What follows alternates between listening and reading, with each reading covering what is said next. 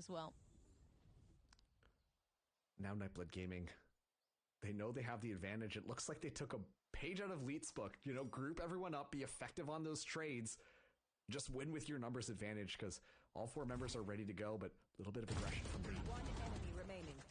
NBG doing work with the patience there on the C site, waiting for these players to slowly move themselves out of the way, but still the plant coming down 2-1. Spike planted.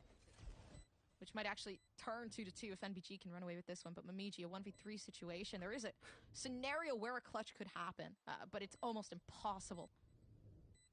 Yeah, all 3 members of Nightblood just hanging out on Bound. Momiji in ample angle. As soon as the defuse happens, 2 people are going to swing, 1 for insurance.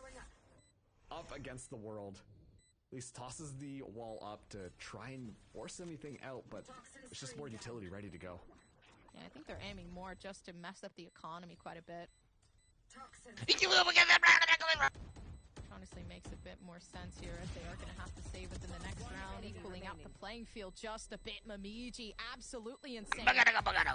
Hoping an Eagle Peak comes out from Zeke, but there it is. Eliminating both of them at the same time. Full economy reset, I guess. You know, no one survives after that spike explosion. But honestly, just an excellent job. You know, they thought that with that 3-man push, they would have been able to get someone caught off guard, but instead they just walk into the majority of Nightblood Gaming. As a result, they lose the numbers, and Leet just find themselves on the back foot. A little bit of an awkward buy for Leet, while Nightblood Gaming are still feeling comfortable. And now, after all those plants, Excite has Thrash online. Itachi as well with that showstopper, but Fireball does have the lockdown. Could be pivotal once again, but a little bit more caution from Leet this time. Not fully committing to that push out just off the start of the round. Yeah, NBG looking pretty good regardless too with the Thrash coming out, but it was a slight buy from Leet. Hoping they can secure at least one weapon here. Under the circumstance, they do engage on the A site. Oh, and Pyro in such a good position, but immediately spotted out. And now this is going to be nice and easy for Nightblood to take the site. A hard thing to walk away from, too. You've pretty much lost your life. They're sitting down from Pyro. Momiji goes down now as well, so double the controller. Double the loss here. Katashio, I mean, a pretty smart move to use, especially with that decay coming through. It was a perfect combination. But unfortunately, the radius not there. Still having the showstopper to secure the win. Not going to need it, though. 5v3 situation. Given the economy of Leet, I don't think that this is the round that you try and invest that lockdown into. You know, it's tough because you didn't really get that much out of your opponent, but, you know, the cards are stacked against you. They're going to attempt this one, but let's see how this one goes. Nightblood Gaming with an excellent post-plant positioning. One down. Here. If anything, they pretty much have this one in the bag. Leet just looking for the Ezek frags at this point. Forgetting about the defusal. Not really caring about it regardless, but yeah, I mean, good round coming through from NBG. They're just messing up the economy, so it's dire for Leet to win this next round. Yeah, and on top of that too, Nightblood Gaming, they walk away with all 5 of their members intact. No one even lost the spike explosion. Such good awareness from this team, looking for some more trickier angles. Hey, what the hell happening over here, guys? They're rewarded with it. We're going to be now seeing a timeout come in from Leet, and I think this is a good chance to really just make sure that you can maximize what you've got. I mean, when you take a look at the ultimates available, they do have that showstopper for Son of Kar, as well as Fireball having the lockdown, but you know, I gotta say, not having Son of Kar play those longer angles is really just kind of slowed down what has been available. Son of Kar has to go in and try and play these engagements instead of just kind of hanging back. And unfortunately, it hasn't been working out as well. Nightblood Gaming always feel like they have... They're prepared for it. They're ready for it. And they're finding so many kills early on as they just slowly maneuver their way onto these sites. I don't know. Gompers, right now, this is looking really good for Nightblood. Yeah, it's so odd too, because you know, you talk a bit about the playstyle of Son of Kar, you know, going for those long engagements. I feel like it's going to be a lot harder to, you know, play with the Raze. I feel like we haven't really seen too much potential, you know, being given away here for Son of Kar as well, right? Just utilizing the util to try to get that early damage through, or maybe even then just to push back you know, these players. There was a good sign of it, you know, when Kentashio got stuck in that tether, but that being the only sign of success here. Fireball, though, still waiting for... Oh, they actually knew that it was happening as well. I think that's just a good utility read at this point. And now the 3-person push is coming out of B this time. Immediately, Jay kind of goes down, and that's going to send alarm bells for Nightblood Gaming. Oh no, Sunakar pops the showstopper, but immediately the wings are just clipped off. And now all that ground that was taken, Nightblood Gaming, they reclaim it completely. Everything more or less evened out. Sure, they lost Jay, so the smokes are going to be a little bit weird, but at least they still have a Viper, and now Leet. It looks like they're falling back into their old trappings. They've rotated too early and guessed the wrong site. Well, Thrash pulled out. They actually haven't been able to stick one too, but they can recollect that. Utilize it again. Paint shell to throw back, but they did have the lockdown. Oh. Regardless. Oh, that's actually beautiful. Perfect timing on that one. Yeah, Mosh able to get that one down. Sure, Wingman doesn't get the spike, but that's okay. Showstopper still available for Kentashio. You know MBG want to win this one. You want more? Yeah. Here's more. And this might be it too. If they can manage to isolate one. Right, there it is. Find the other as well. The flash coming through, but Pyro stays alive just up top. And all they need to worry about is the post plant. Trying to find the one. Luring Zeke out of their own position. Doesn't seem to be working. They know the fake. They see it a mile away. Leet again. Just having a hard time. And right now, I mean, you know, we talked a lot about Zeke on Icebox being like, oh, the Reyna pick wasn't finding as much value. But this time around, I mean, the dual flashes, it feels like at every single moment that 1337 try to engage in, they're immediately getting flashed, and then someone like Kentashio can just walk in and find a couple of kills right off the bat. And this is why you kind of bring that double initiator. Obviously, this is the attacking half here, so not having a Sentinel, not the worst thing in the world. But still, this is looking really darn good for Nightblood Gaming. Once again, we see that Leet are forced onto an awkward buy. Won't have full weaponry coming into this next one, and well, all of their ultimates got expended on the last round, and it's still not looking fantastic for them. Nightblood Gaming are kind of running away with this half.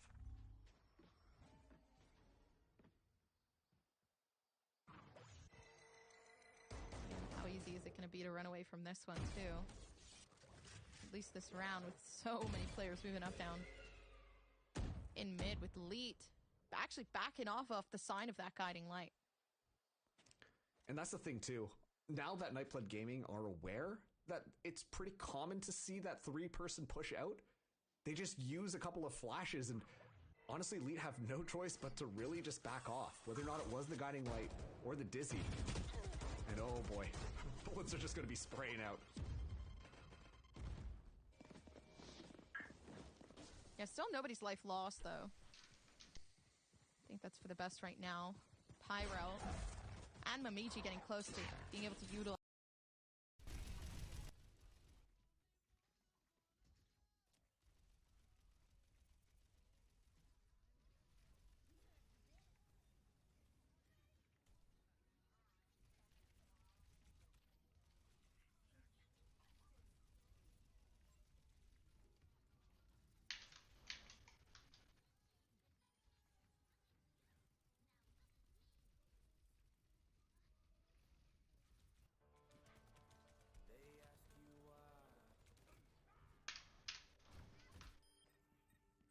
Still standing. I'm still fighting. Someone better get a fiery, because I'm on a roll. Ladies and gentlemen, start your engines.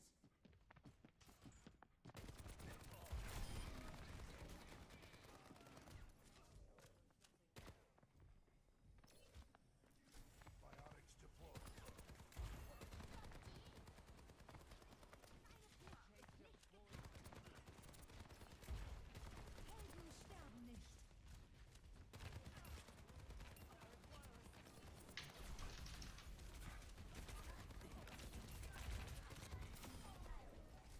Fields online.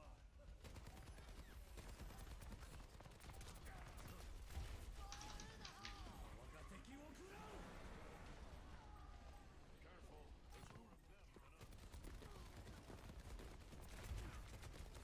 Their junk is better than me, damn it!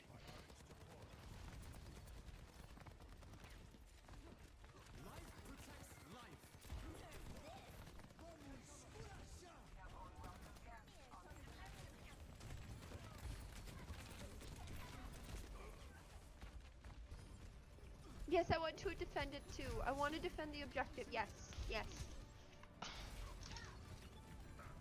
I'm gay. I like big dick. Me too. No.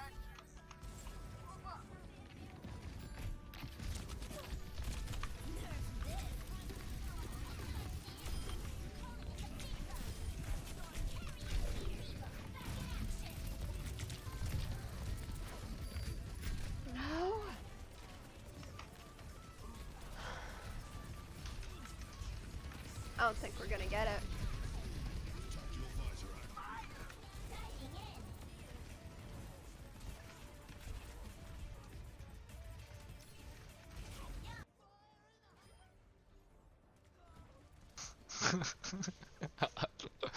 I just wish that shit was on there, bro. What?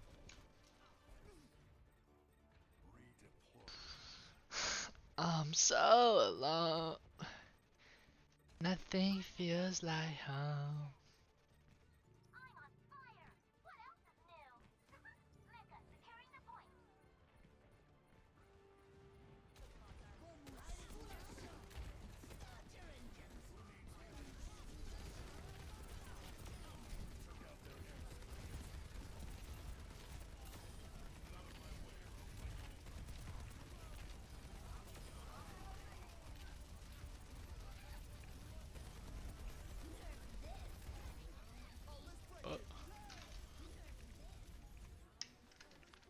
We got it. Well, fuck Heck my yes. ear. Well, slap my ass and call me Sally. No, I want tacos. Ooh, tacos do sound kind of good. Bruh, Hawks buying tacos? Okay. bruh, bruh. Are you being for real, bruh? Are you? My boy Asa's playing Omega Strikers. My boy's cooked. My boy is cooked.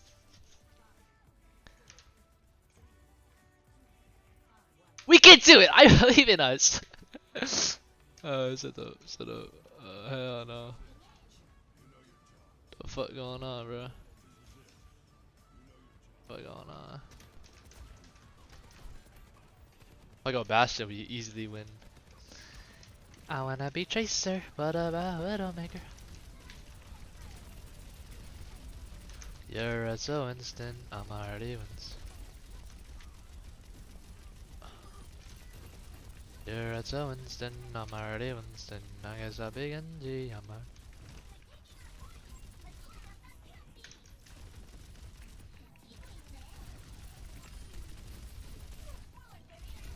Oh my goodness. Oh my goodness, my ears. You know what's sad? What's sad? I be serving bitches. Hydrocodons in my coop, that's just how I cope. Star, you don't need tacos. You have food already.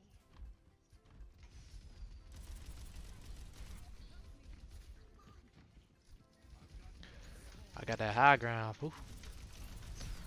What you know about that?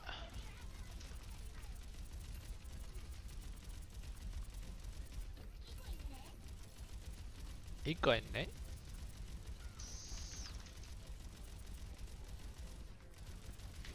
이거 있네.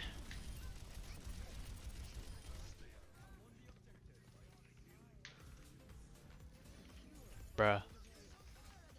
Bruh. I've had Phasma for over a year and I've only played it for 5 minutes. Oh no!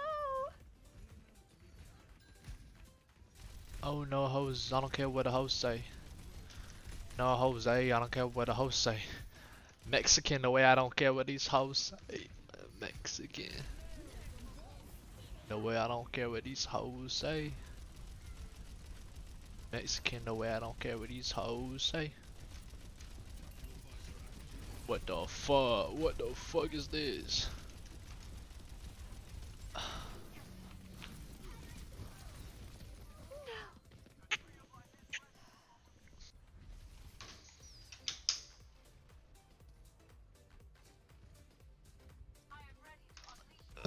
Saturday, she just cut to me standing still, bro.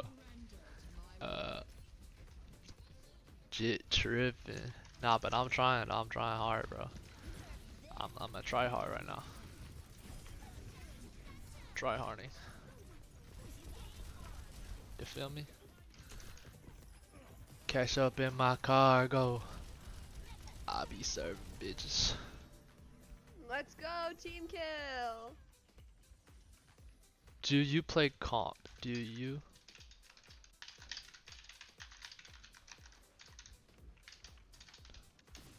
That's my question. Molly, Perk, Zan, Lean. Fell in love with everything that was my dopamine.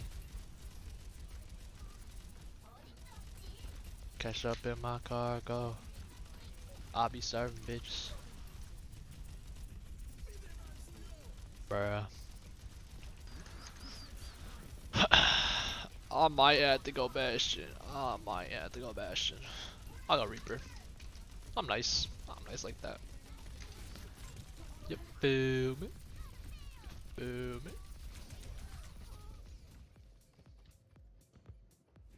Hi, teens. Do you play comp? Phantom, I do not play like ranked. No. I've played, I think, maybe 2 matches of ranked. Bro, I played 2 matches I of ranked. struggle with just regular. I'm like, you know. But welcome in.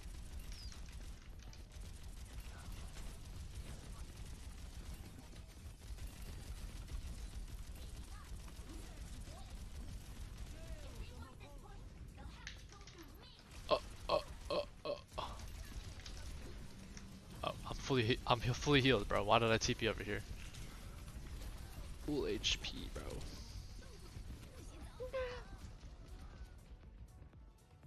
No. Why does sacrificing goats sound fun though? And I don't mean any. No, Hawk. No.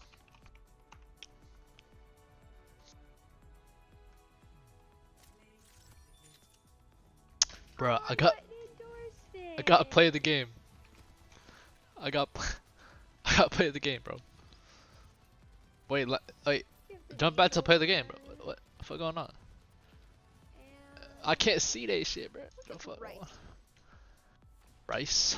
Let me endorse. Nah, fuck that. Let me see my fucking play the game, bro. The fuck going on, bro?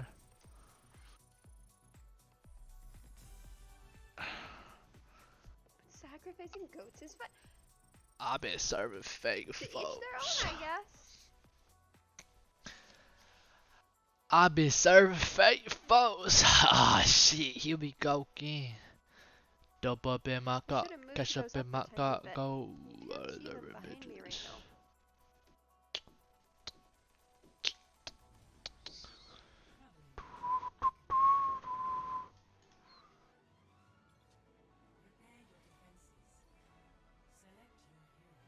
45.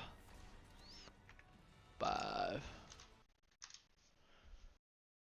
Alright. Alright, team. Let's go, team. Let's go, team. We got Malga, bro. We got him. That was a lame ass. That was lame as hell, bro. 100 credits, bro. 100 and set. I be bugging, motherfucker. Fuck I am. This is kinda clean, no? Kinda clean, no? Palm, sand, ocean, lava, ocean, magma. This shit is kinda clean, no? Inset. I be bugging, mother. Yo, 120 battle pass skips. 20 battle pass skips. I'm not gonna lie, I'm kind of excited for this shit. I'm really excited, actually. Excited for this, bro. I ain't gonna cap. Yeah, boy's excited. About to play some Alga, bro, for the first time. The wait has been. The wait is crazy, bro. Tank 4-3. tank 4-4.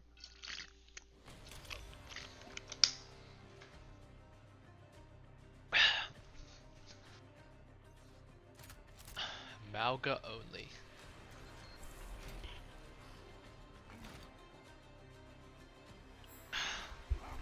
Malga only. Oh, I'm trying to scan first. Alright, this. Let me go Overwatch 1, Overwatch 2, bro. I'm going Malga to GM. Go to Grandmaster. To Grandmaster, bro. Like, literally don't give a F. Literally don't give a F, bro. I'm going in Malga to Grandmaster. The Martins put their necks on the line, protecting you from Vishkar. I only hope one day to return the favor. If they ever need help, we're all screwed. Coming for you.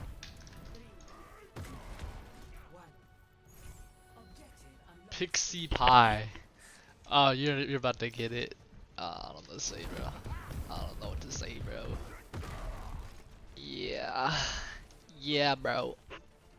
Yeah, I'm about to go crazy, bro. Yeah, I'm about to go crazy, yeah.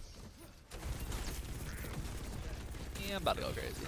It's okay, I'm about to go crazy. I'm about to go crazy. It's okay, I'm about to go crazy.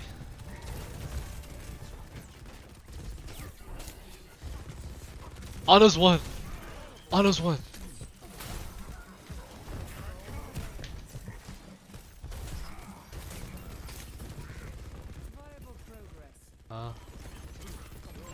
What is going on, blood? Blood, what is going on, blood? This shit is so OP, bro. I can't die. I can never die, bro. I could never snitch. It's on my keys. Put the chopper on my blade. Put the blade on a switch. I could never snitch.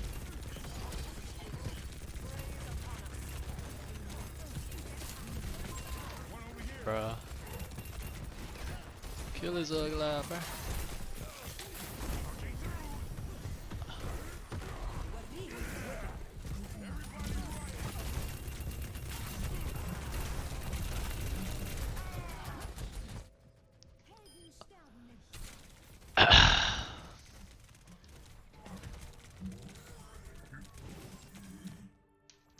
Still not dead. 4 players. Cage fight still charging. My ultimate ability is charging. Cage fight still charging. Trying to lose, we're doing great. Cage fight still charging. I just bopped that the hacker person. Just ate him for lunch. Alright, first time ulting. I think I missed. I think I missed him, bro. I think I missed him, bro. I trapped myself in here. Huh? I trapped myself, blood. That can't be good. That can't be. Ooh! I just popped that Roadhog, bro. That's so illegal. Oh, they're rezzing. Help, help.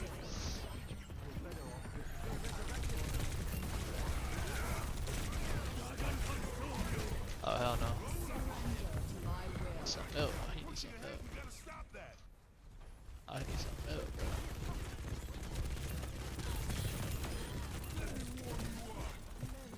Gotta reload and shit, bro. For real.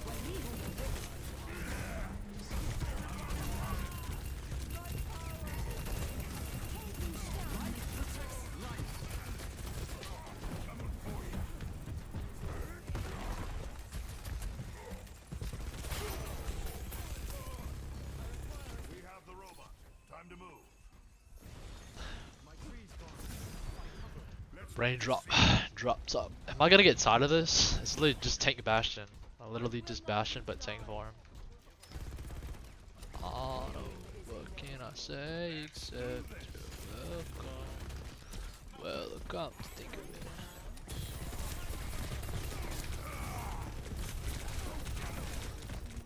The lead is within our grasp.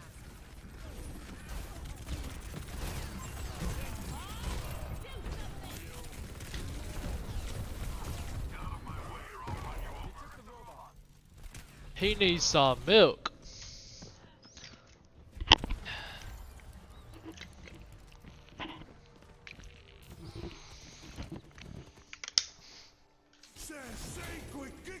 What the fuck? What the fuck, bro? It's Malga to GM, bro. Only Malga. It's only Malga.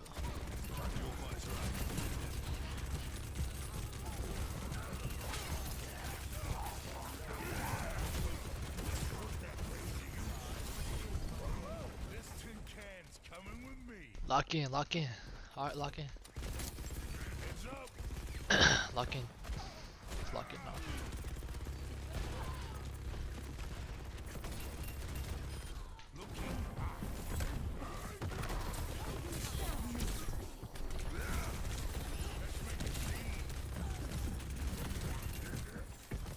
Level is just too advanced. The bezel is Tiffany stand. No grip on my hand. Left to right, but now I don't understand.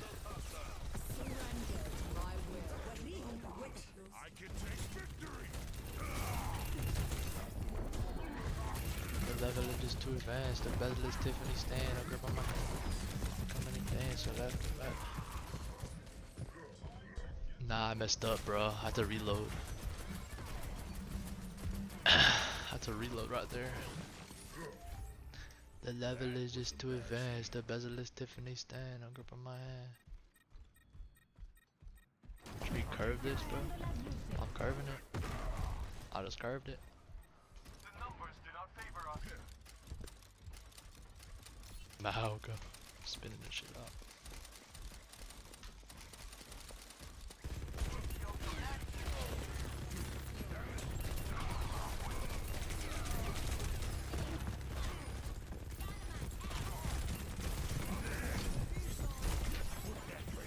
Oh yeah, baby. Oh yeah, baby. I didn't get ult. Where did my ult go? Where did my ult go? No way, that's real. No way, that's real. The elementalists.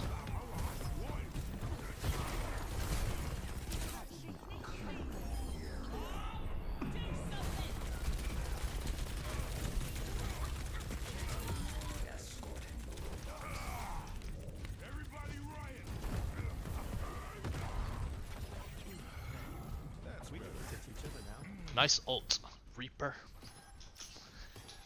No kizzy.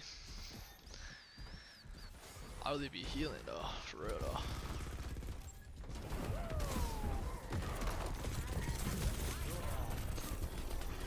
I'll be healing like crazy, bro. Come on, kids. We're almost at the finish line. Barricades moving out. Get him!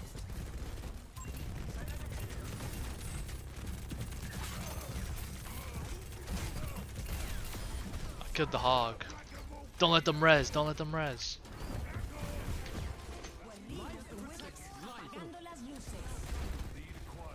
I'm here, I'll protect you. I'm protecting you guys.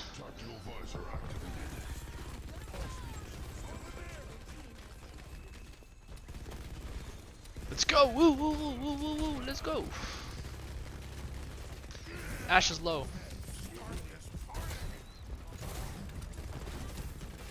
I'm about to pop ult. I'm about to pop ult right here. Actually, if they run up a little more, I'm about to pop ult right here.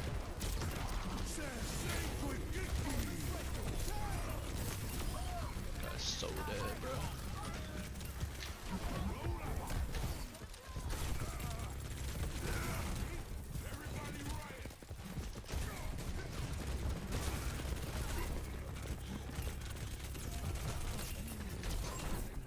Oh, come on, bro.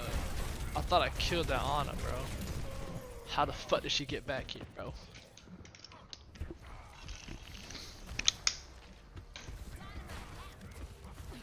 I will just give her a lot, bro. Oh, oh, the misery. Everybody wants to be. What does this do? Oh, bet. Oh, bet, bro.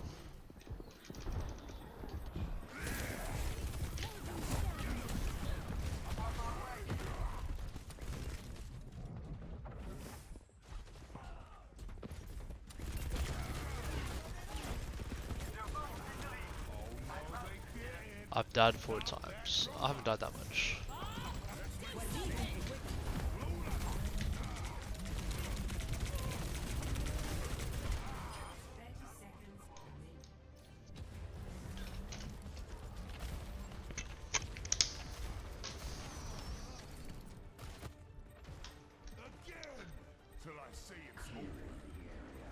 The foot.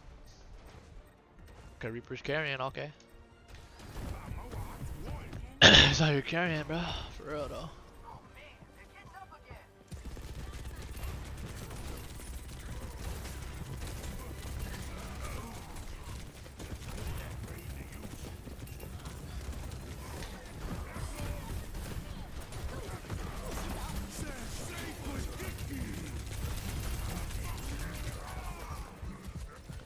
Reaper and Soldier.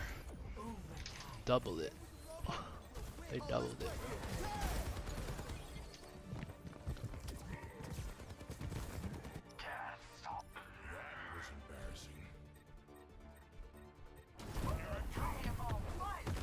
Let's go. Let's go.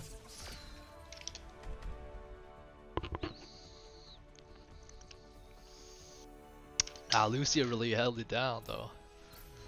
For real.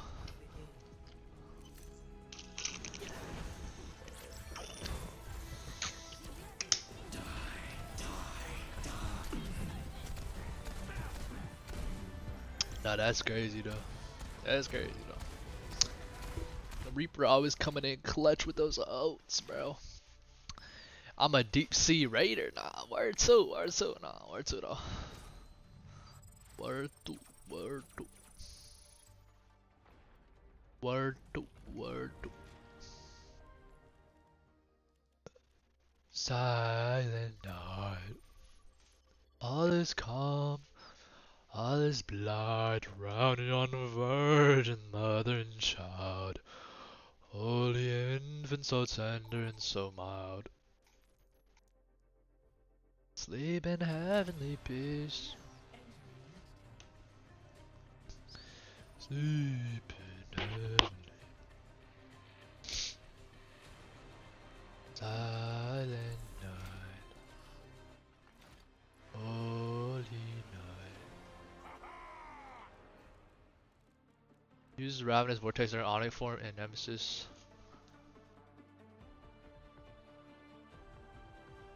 A gun in each hand and a smile on my face. Mother's work is never done. What about Life Weaver?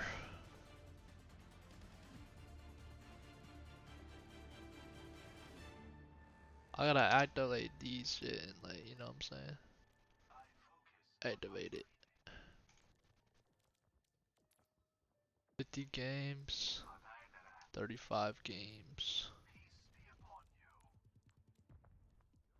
I have to activate it, bro. It's crazy. I really get that Ramattra shit. Let me get it, bro. I had to go get it, bro. I had to go get it. Turn that down, bro. For real.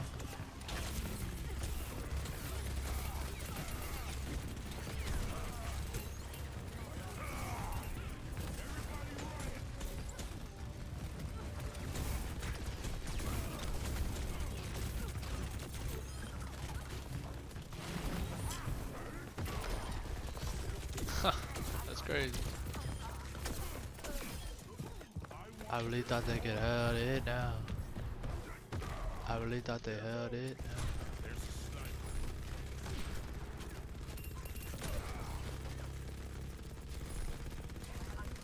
The spread is kind of crazy though. Crazy.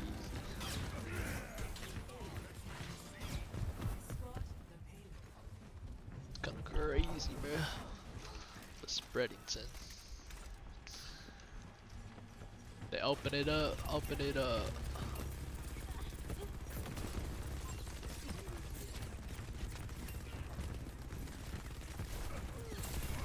I'm over him. I'm on top of him. Wait, life fever kinda crazy though.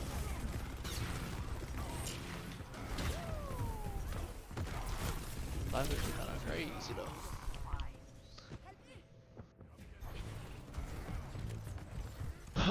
Bro's at 96. Yeah, I think I did that.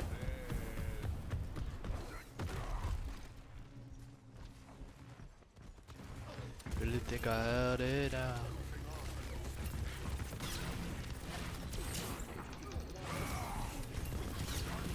Bro has a literal laser.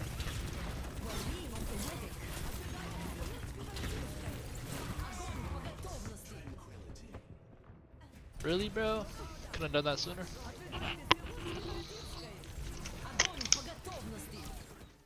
Tactical visor activated. Let's take things up a notch. Couldn't have done that sooner. Forgot. I've got to say I'm Maga only. Maga only.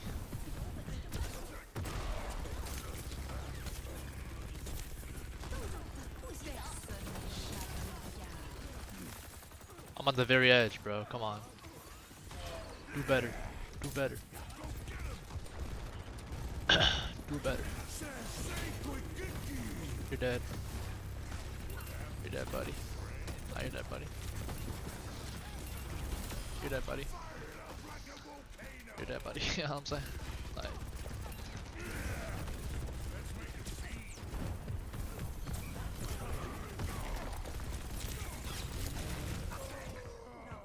Getting bitch ass Zarya.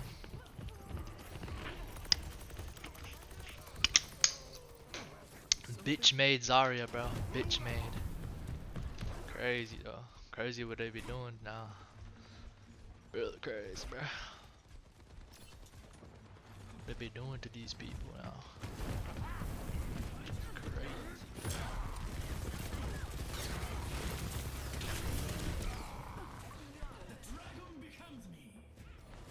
That's bitch made right there. 4 deaths, crazy though. I'm taking 4 deaths now.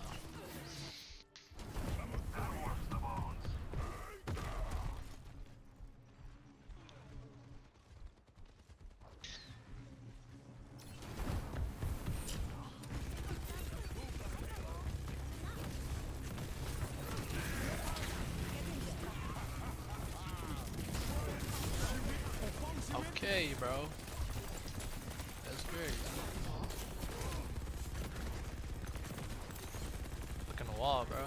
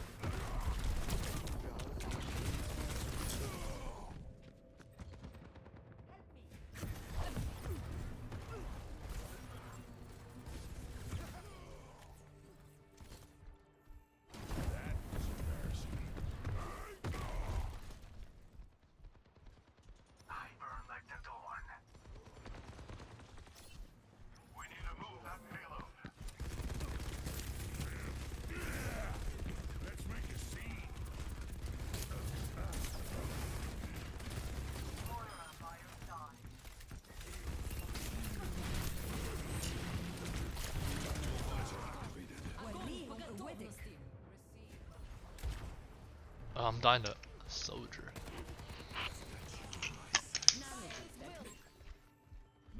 Makes sense, bruh. He ain't made no money, made no sense. Made no money, made no sense. Made no money, made no sense.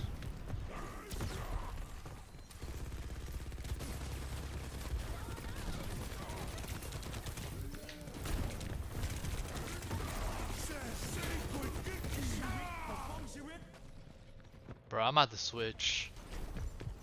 Let me go this. I can feel the pressure coming in. My team is tweaking, bro. 20 seconds.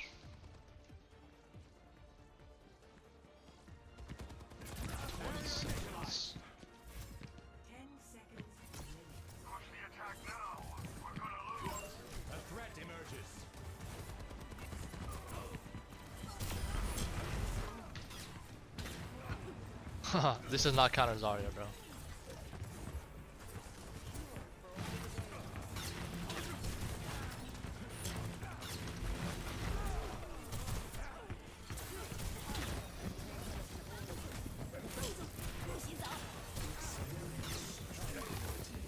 But this shit is not doing nothing, Zenyatta. Come on, bro. Come on now, Zenyatta.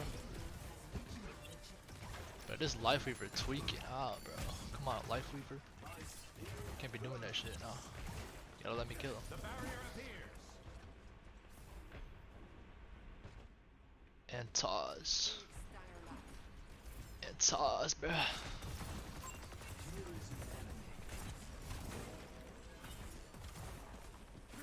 Look at this, a barrier type shit I've been on, bro. Barrier. Barriering. The barrier is burying.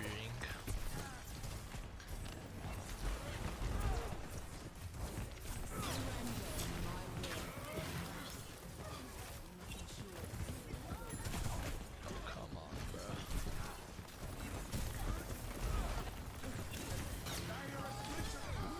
Oh, come on, we're dead. We're all dead. I give up at that point.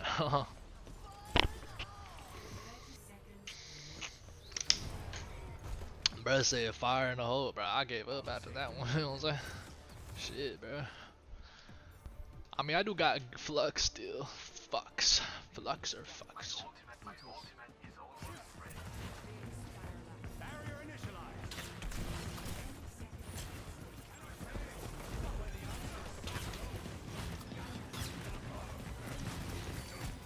Bro, I'm not hitting anything.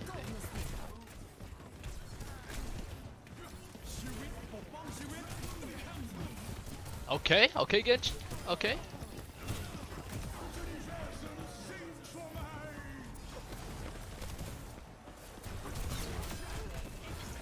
Okay, Genji.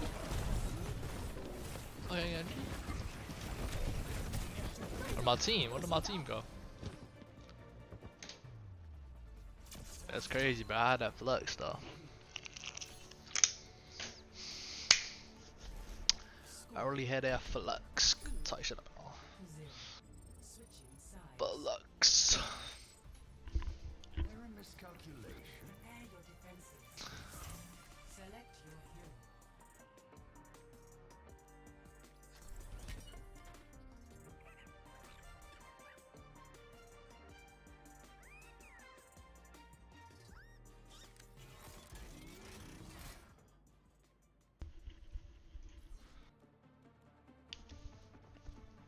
Motherfucking.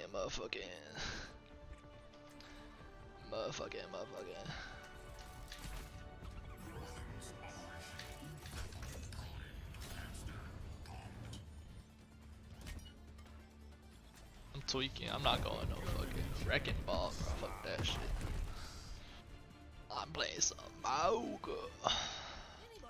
I took his steroids, bro. I'm taking steroids. Took some steroids and shit, bro. You feel me?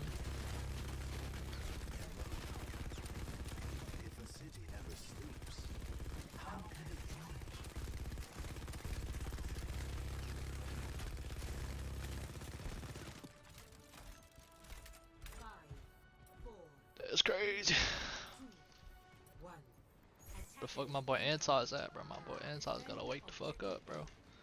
Biz, wake the fuck up. Antar's, get in here, Antar's. We ain't got all day.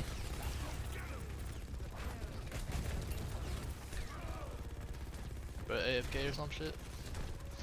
I'm not gonna worry about it though. I'm not really gonna worry about it. You feel me?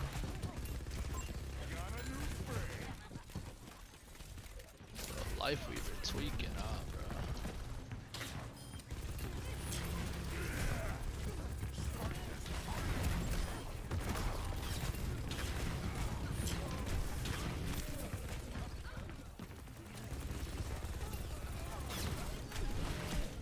Oh, come on, I'm in a fire truck. I didn't know there's a fucking fire truck there, bro. Fuck, dude. I gotta lock in. I gotta tee up right now, bro. I gotta tee up. Our future will be forged in conflict.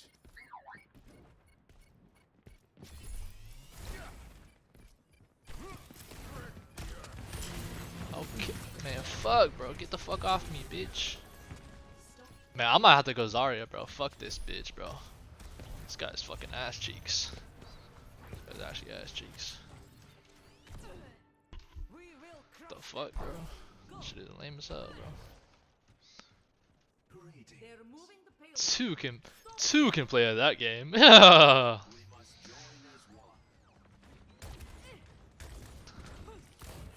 Two can play at this game.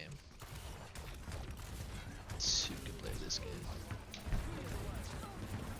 Yes, yes, two can play this game.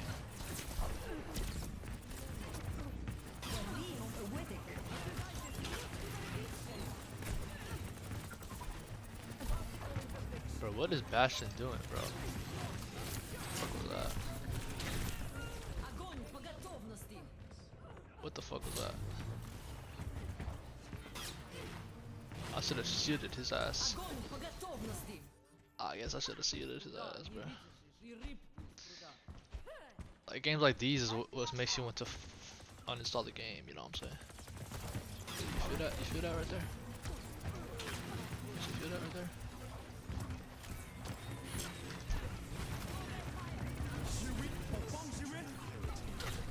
Okay, all these defensive ults, bro.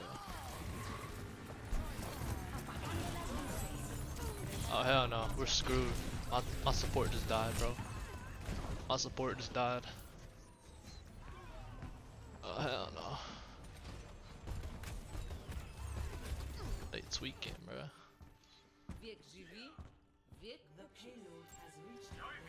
Tweak game, bro. 4 minutes. How am I gonna defend her in 4 minutes?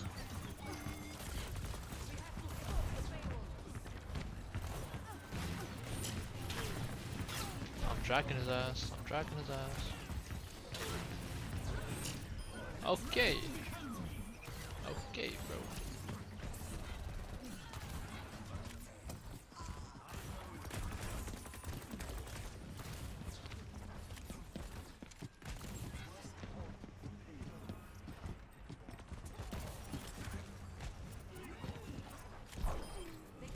The foot. They got 4 minutes, bro. They got 4 minutes, bro.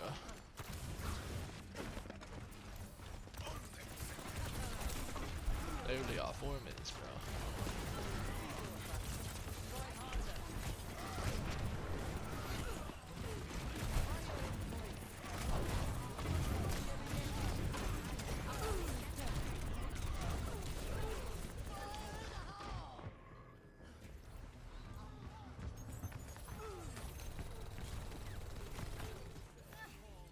But these guys are not healing nearly enough. Nearly enough as this Lice Weaver.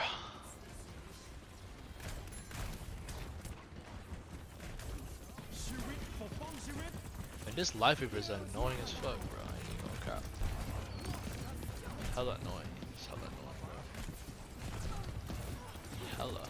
Bro, hella. So much shit we can do. We're gonna stay here for 3 minutes. If I was on attack, I believe it, bro. I'm not on attack, am I? I'm not even on attack right now, bro. This is crazy, bro.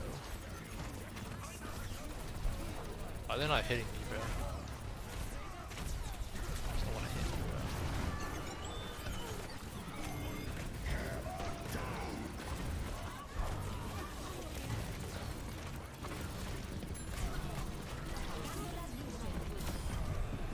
Huh? Huh?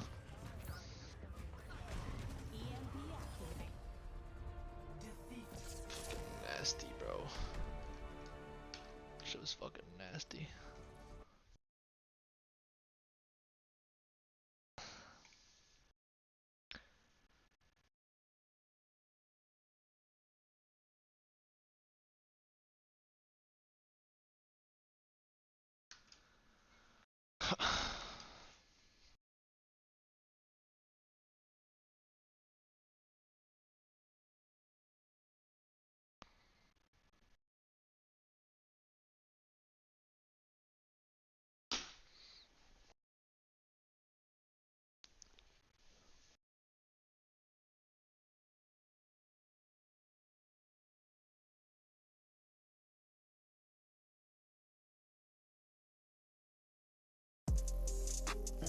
6 of the Chicago Classic Portillo's hot dogs.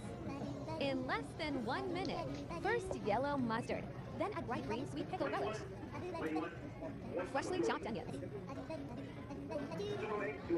2 tomato slices for each hot dog. Celery salt. Crisp dill pickle for each hot dog. Sport peppers. Time to wrap it up. Wrapping 6 of the Chicago Classic Portillo's hot dogs. In less than 1 minute. So you think the ghost needs a buff? Bro, how am I spending $500 on a pistol and it doesn't have first shot accuracy? Every other gun is better than that. I could spend $150 on a shorty and get a guaranteed kill. Alright, if he's saying the ghost, I'm saying the frenzy. So buff the frenzy, buff the ghost. Let's break the specter again. The Spectre needs a buff. It's fine. Everyone should just buy a Stinger. Like, why would you buy a Spectre? So you think the ghost needs a buff? Bro, how am I spending $500 on a pistol and it doesn't have first shot accuracy? Every other gun is better than that. I could spend $150 on a shorty and get a guaranteed kill. Alright, if he's saying the ghost, I'm saying the frenzy. So buff the frenzy, buff the ghost. Let's break the specter again. The Spectre needs. Let's see how much money I make as a part-time waitress who only goes based on tips. Yes, I only get $2 an hour, so I depend on tips for my pay. So I went in at 12 o'clock today. Let's see how much money I can make. $9.30, $8.47, $20, $10, $5, $2.26, $11, 13 cents. It's okay. $11.70, $24.47, another $20, $50, $2, $10, $15, $11.73, $10.59, $10.50. This was a party that we had split. We each got about $11 off of this party. $28.04. So I made a total. First of all, you smell good, which is bro. Who is calling me, bro? Yellow. First of all, you smell good, which is surprising. Why is that surprising? I don't know. I just wouldn't think of you. But are you still considered a fat guy when you go to a party or anything? Because I run into that a whole lot. I'm the fat one. You're very fit. Oh, yeah, you know, I'm still a piece of... I'm right behind you. I'm right here. Oh, I have a lot... No, excuse me. What will you do when your career's over in a couple months? What the fuck, man? Are you literally trying to do this to, like, get rise up, or are you just a fucking asshole? I don't understand. If someone says something that hurts you or angers you, don't respond with hatred or anger, because you're just adding more ugliness to the world. And I feel like I spent my whole 20s trying to, like, be what people wanted me to be. First of all, you smell good, which is surprising. Bro, why are you laughing for that, bro? Yeah, I feel like the people are just really not putting around this this portal very well. He's also the guy who stood on it. I think he one guy did. I mean, I'm real. I'm pretty sure it's fine to play reroll if you have like a good enough spot for it. Like, I don't know, if I hit Twin Terror, I'm still down to play XZs. Or if I hit like 4 Vexes, I'm still down. Okay, stim pack. I don't know about this Yone pump. No, the Yone is pretty bad, I think. But like all these other players kind of struggling over the same headliners for Ezreal and stuff like that might actually go worse. Like that Yone board might go like 5th or 6th. I think a big reason that Yone is so bad is like, I know Ditchdog was saying it's harder to hit, which is true, but like Zed can just straight up duel Yone a lot of the time.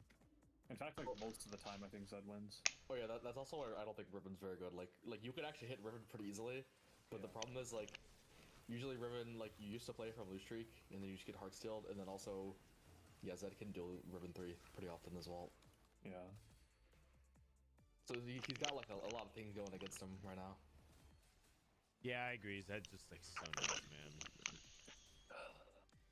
And then also, if they like somehow draw aggro onto it, it's not just Zed, but they also put like other AD carries behind it. You just take so much aggro damage. My god, Guardian Eye.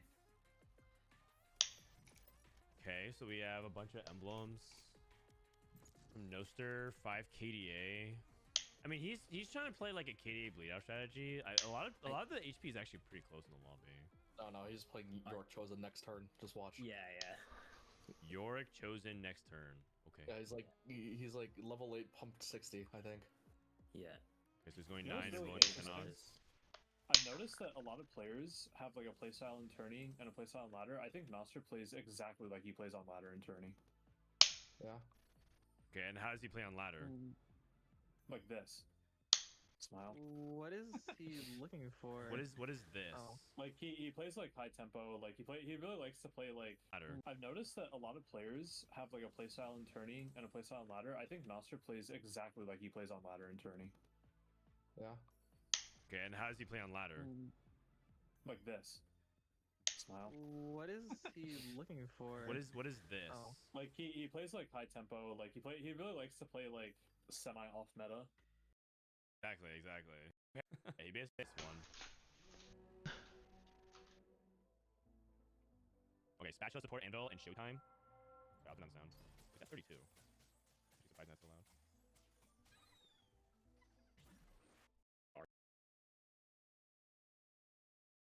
Are you sleeping? He should be. Brother John, brother. Yeah, he's probably just taking it for now. I believe that. Oh, the Nakrak guy now has, I think, Yorick chosen instead of Lucian. On 8 again with the metalheads. Like, holy moly, he hit 2% so 3 times. Lucian, then Yorick. Nah. No fucking way. Holy. No fucking way. Wait, and they got the Guardian. Wait, another one. What the fuck? And he stood. I think he one guide the portal. I think it was him. He one guide the portal and then he just hits 4 or 5 cautious like that. Oh man. Oh no. Yorick. God damn. Nico, how much money? Oh wow, hey, you know what money, bro? Beyond this shit underneath my tent. We have no doing here. It's just the ladder clients that I influence. This is live. This is ladder. This is Oh, live. it is. Oh, fuck. I gotta go. They're playing on live, man. Yeah, I forgot. Okay, Shine's out. There's only 2 Ezreal players left. Looks like Phoenix is transitioning out. He has Guardian Yorick. What? Oh, if Johnson is selling here, he's not gonna hit it. Bro, beyond this shit underneath my Timbs. That's why I am. They both they gone. Guys are at least 6. There's at least 6. Yeah. There's no use all.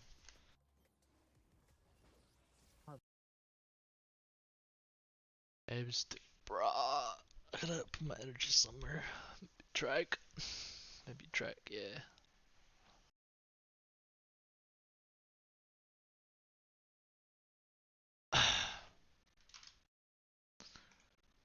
Then? Yeah, agreed. Agreed. Okay. Agreed. Wasteblade. Persona. Feels like that's the only to camp out. Phoenix. Oh, he's gonna put TG on this, then who holds the AD items? Lucian? He's gonna play around Lucian. What? I'd be shocked if he GG'd the Yorick. I think you have to put the AD items on Yorick. He put wait did he IE Rudons as Z1 and that it just instantly died? Yeah, it looks like it did. Yeah. What? Okay, there's no way it's worth to put your Ziggs here, by the way, right? Like, sure. For Randuins. They got threshed twice. Emo red buff Ziggs, like, yeah. It's already gotten threshed twice.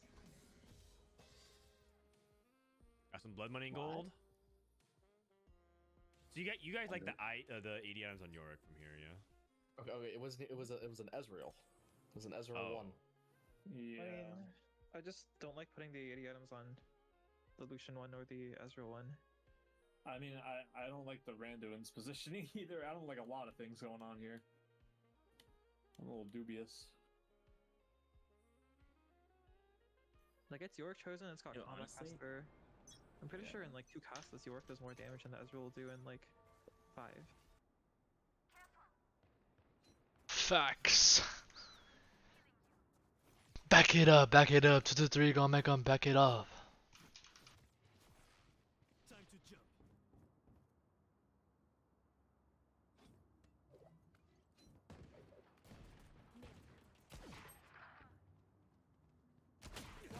Motherfuckers are too fast for me. Choose tiles.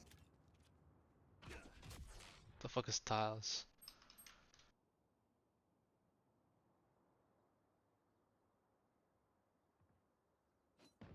Not tiles. Not tiles. That is a good look for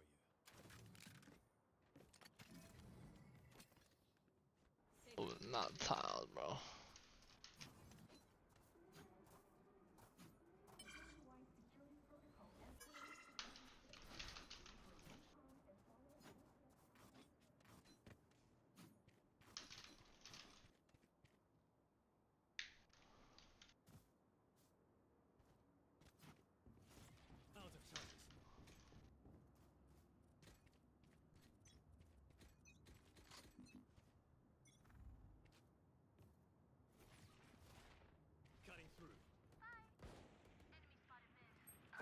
Bro's gone racist.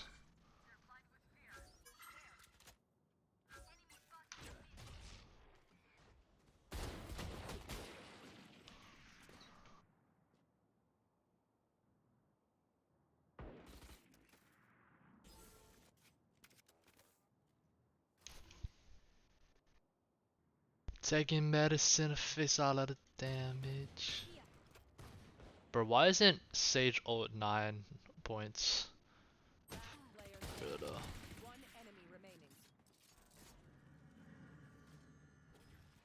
It was hella loud. Spike planted.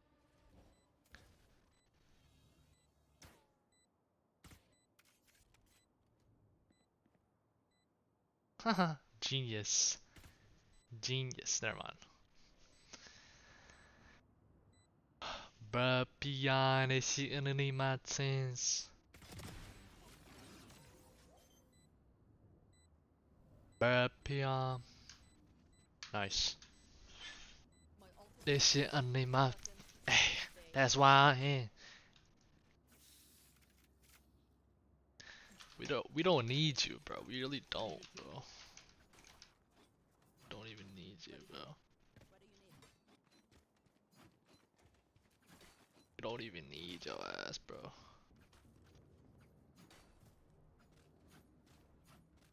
Wait. Oh yeah, that's enough. Let me go, yeah? For funning it. For funning it. What? I TP'd, bro. I TP'd, bro. I only TP'd, bro.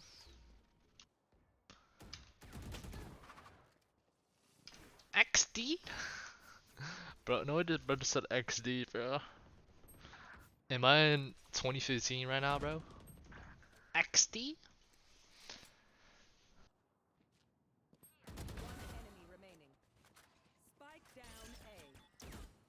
Vandal.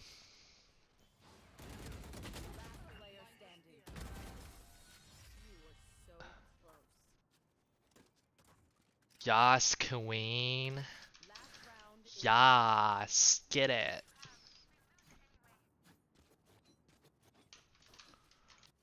Nah, I'm gonna get ace this round, bruh, for real though.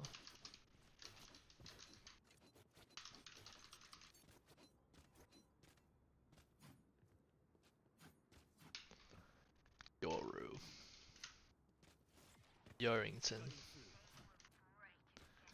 Yorington. I'm on Yorington, bro.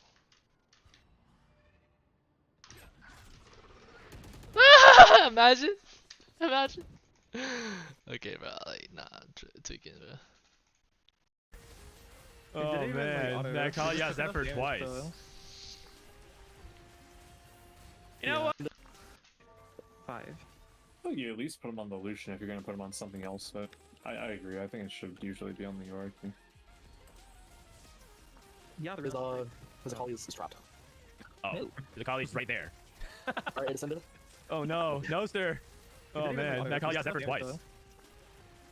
You know what? I'm starting to think Dish Soap was right. There's some HBD in this match. Seems like one anyway. Wait, Poppy's going sick on the connection.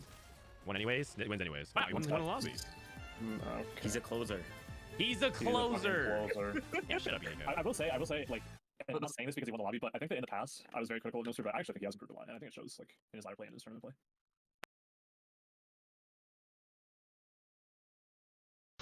Bruh, Peon is in underneath my Sims. That's why I'm here. Everything I'm tripping. Pot the gotta y'all to whip it. Ain't no turkey on this giving. My homeboy just domed up. Just up the love give him. Every day I'm hustling. What else is a third to do?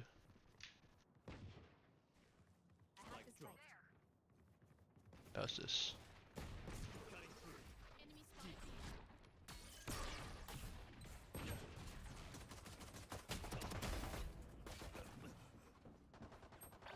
There's hella people here.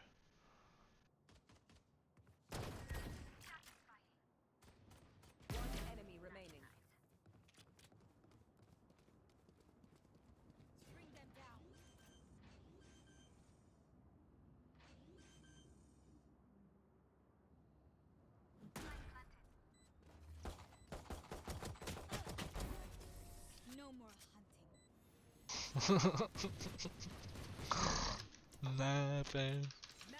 It's GG's. After that one, it's GG's. After that one, got up.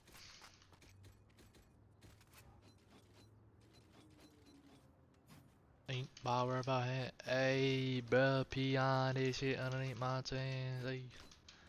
Ayy, think on trip. Ayy. Buff. Pull up buff. Pull out game. Pull out game. Pull out game weak.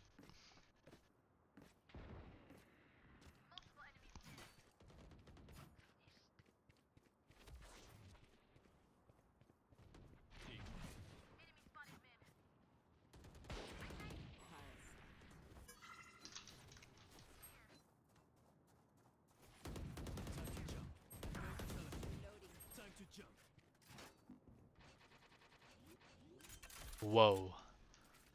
Whoa. One enemy remaining. Attackers win. Whoa.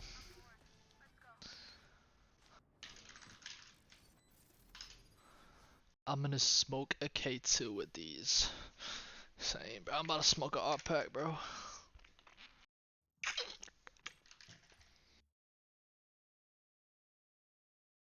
Gotcha.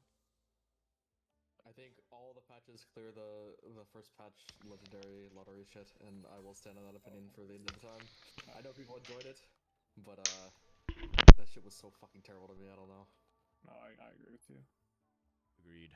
All right, But you don't know I how need to go to many the people- bathroom. You need to go take charge. I'll be back. Okay. You don't know how many fucking people ask me still to bring Draven back into the game. Not that I have any influence over that. The Draven Legend? Yes. Like that patch specifically. That's the only patch I actually just quit playing. I despise that patch. Yeah, I didn't play that patch at all. Everybody, I mean, people thought it was really fun. People like Nah, I queued up 3 games and treated it like a 4 fun game mode, and then just waited for the B patch. There might be a trend here. He's skipping this Jinx. Red buff.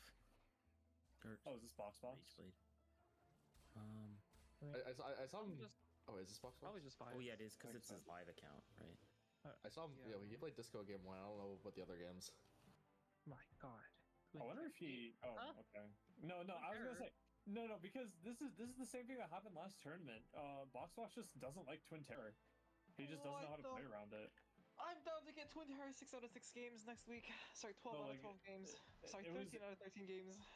It was one of the games was he had Prismatic Twin Terror 2-1 and he skipped it and he took Hedge Fund. And then he took Cursed Crown and then he died on 4-3, I think. 4-2 or 4-3, one of those.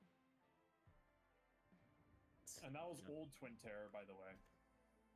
That's where he plays Zonia's and then he plays for TF again? Maybe. I mean, I somewhat respect just like playing to like what you know, but also it's like it's kind of painful to watch sometimes. You have to know the OP lines though.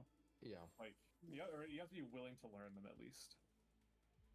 I think that's like when you feel like way more prepared for a tournament is when you play how you want to play, like in the spots that you want to play, and then you know like the like Twin Terror or like you know like Gadgettine Spat, like back when that was like broken.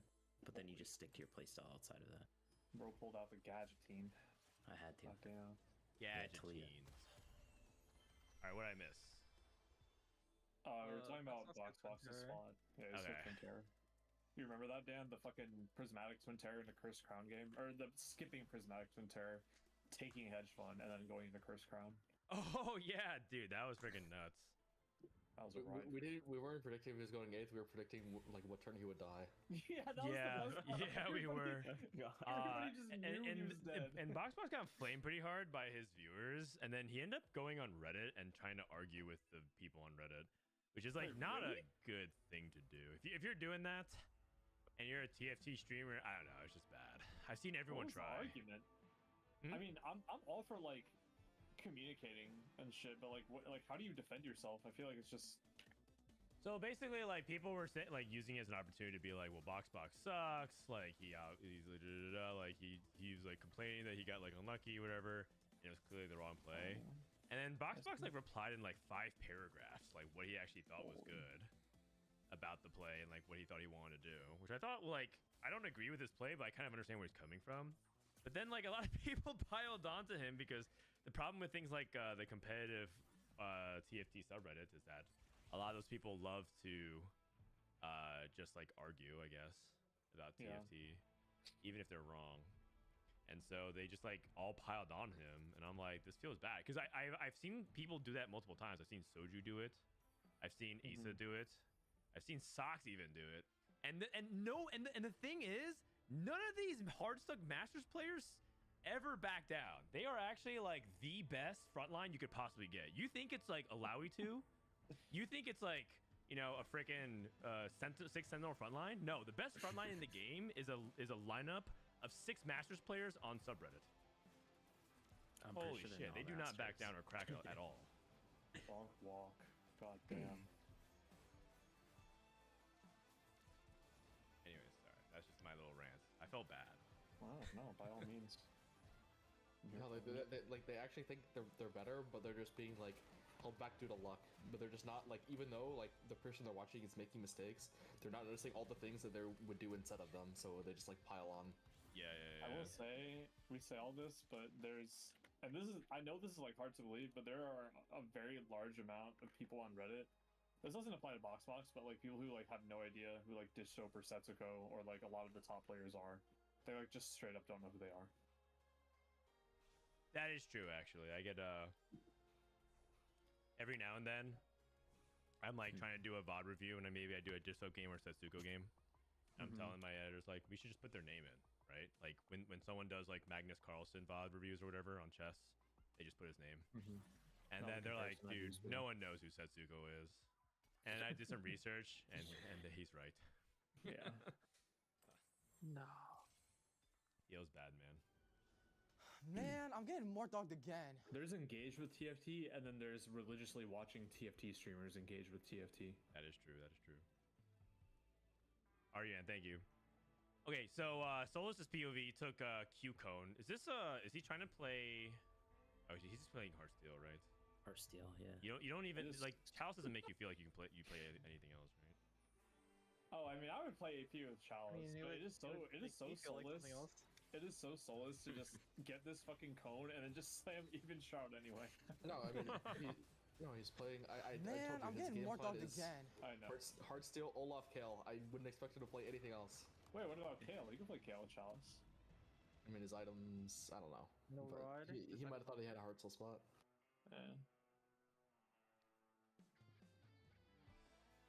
Yeah, I was thinking as well.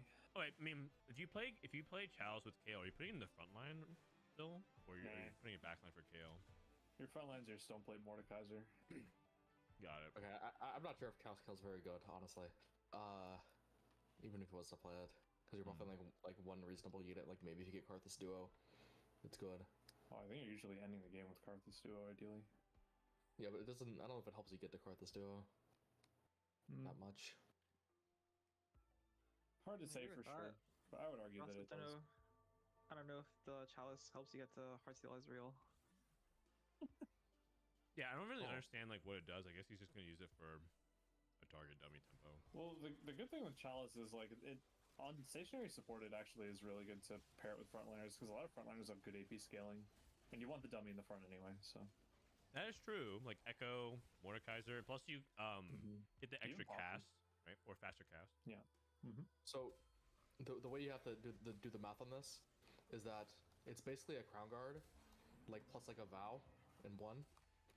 So like the Crown Guard shield is the dummy HP, and like the AP spread is the Crown Guard AP, and then the mana is the Vow. Nerge. So you're up 2 items, not really. That's some really abstract thinking, but I think I'm there. No, I fuck with it. Yeah, I'm following you. I think I'm there. Yeah. I get what you're saying, but I feel like a lot of times it's like these items on some 1-star frontliner on a Yoni 2. Yeah, and you just I don't think I want Crown Guard Yoni 2. No way. I don't think I want Crown Guard. It's Crown Guard now Yone 2 versus 0 in Yone 2. No, it spreads out to like 4 units, and eventually it like adds up to like yeah. Yeah, I mean, plus I it's like guess- an extra item on that unit that you wouldn't have Like, otherwise. I think most of the time it's actually better frontline than backline, but Yeah, of course. Oh my god, so much gold. Holy Zulus just shit, got you're rich. 40 gold. That's huge because he His just items lost are his good, too. streak. IE red buff out of nowhere, out of literally his butt. Wow.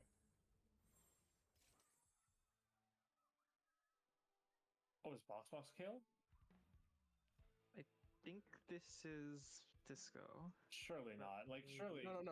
He sold Nami too. He sold Nami too. There's no. Yeah, way. yeah. Okay, yeah. Oh, I'm so down for this. Also, no Nami in the shop. No. Okay, by the way, I actually. Okay, he just leveled.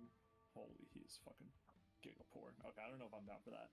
I don't know about you guys, but I actually don't really like Archangel Kale as much as. Obviously, like, he just made it because he had it, but like Deathcap Kale, I feel is so much better. I Why think is you guys that? might have buffed Deathcap a little too much. Me? You just want the bonus damage? Oh. Is that what it is? Oh, I just think that killing the frontline super fast is really good in the Kale farm. Ah, I see. So you're saying Death Cap gives you the upfront stats, you kill, and that helps you scale the Kale as opposed to trying to wait for her to ascend, right? I mean, it makes sense that he's doing it here because he also has Zanya's. Like, it's really, really good here. I was just thinking about it. Oh, I feel like usually people like Prio Gunblade, and then it's kind of hard to get 3 rods. So like you're just making like another Ginsu or an Archangel, use natural, so you don't like just die for free. Nah, just open the console. He I also see. slammed those items on the Nami. Like if we're talking about box spot. No, but he sold Gragas and Tarek. We're back. My god. We're ready for the Giga scaling. Final Ascension, Rageblade Archangels. Oh, the triple scaling. I like it. Final Ascension. Harvest is also. My he's God, doing holy it. shit. Oh, TF, no. Yeah. No. He sold Missed everything. He's committed. Yeah. I mean, I get why he leveled on 3-1 to like protect the streak, but at the same time, I feel like if you're playing a reroll comp, it's like you kind of need your econ. Yeah, I also don't think protecting the streak has that much weight in it anymore. When it's a 4 streak, like, I don't know. I'm down to just make gold personally. But maybe that's just me. No, I can see it. You know what's kind of funny about this is that this feels like I feel like I know I'm watching Box, if that makes sense. Yeah. It's like you can see his style of the way he tries to play TFT and the way he thinks about, like, it all makes sense when you like see this, because if you watch him enough, you kind of like, oh my god, it's like a very quintessential Box game. Like, he thinks about like the potential of a lot of things. He loves like tempo leveling in offbeat situations. He also thinks about like infinite scaling all the time. It gets him really excited. I just feel like I can sense that this is a total Box game.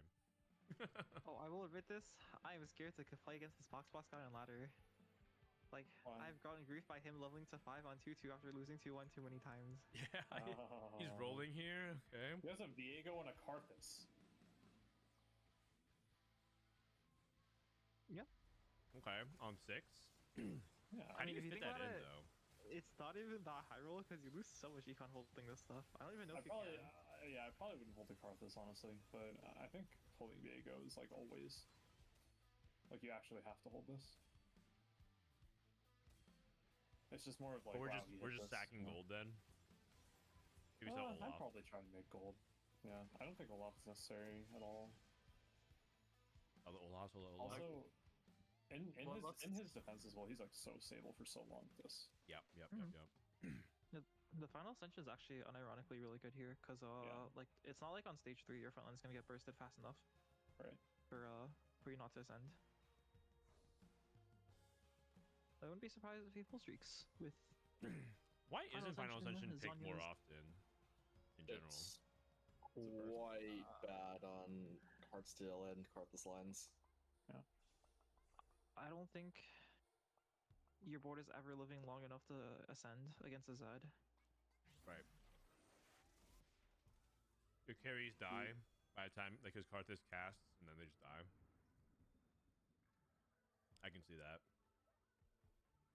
Soulless POV. Binary airdrop. Like I'm pretty sure in like an average tempo meta, Final Ascension is just underpowered as well. Like it had like a moment of popularity during the Ari Sentinel thing, but that was just because fights naturally stalled out because of the comps being played. So you just think it's understated for an augment? Yeah, I think in most metas it's understated. I don't know. I think it's usually just meta defend it. There's been a lot of times where you're pretty happy to take it. Yeah, I just think that in the average meta, you wouldn't want to take it. I don't think that's like a bad thing though, because if you buff it enough, you might just like make it too much of like a generic like know your enemy plus or something. And I don't think that's what they want. Right. I think that we've also seen how strong it can be, and so we know the high, like we know the ceiling, so we just need to make sure it doesn't like get to degenerate levels. Holy, Tiniest Titans raised the stakes. 10 lost or 9 lost, hoping to 10. Lightsy is going for the big Hearthstone cash. I will say though, there still needs to be more combat prismatics. By the way, like yeah, I also feel like there just needs to be more prismatic augments in general. I feel like I keep seeing the same ones.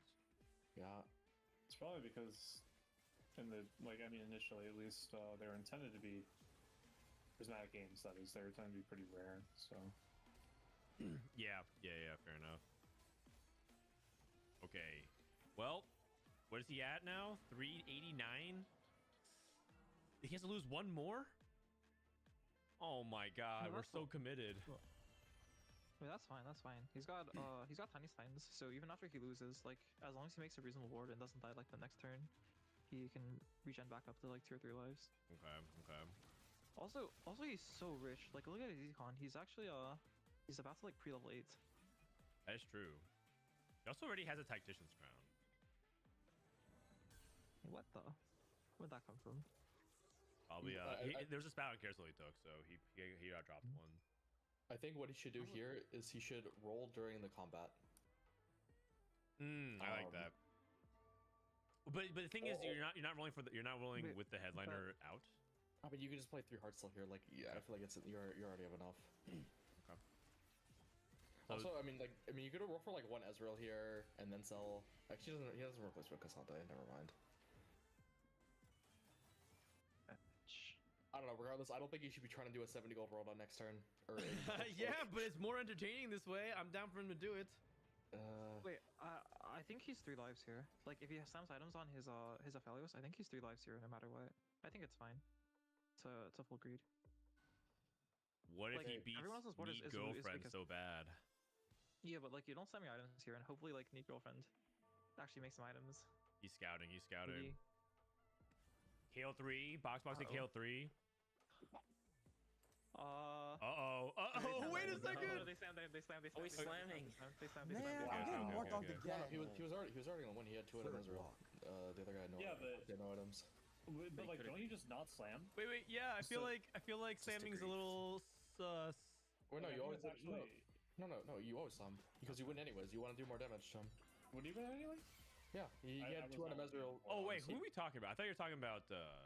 No, Need GF had 2 item Ezreal no matter what, and Flightsy had no items on anyone. Okay. Okay. I think I misunderstood who you're talking about. From which I just wasn't looking, honestly. Sorry, I'm playing Power. No. 2 Warmogs and the Virtue of the Martyr. This is the worst one for this. This cash out is not that good. Yeah. Oh, we hit Zed though. Yeah. Pretty good.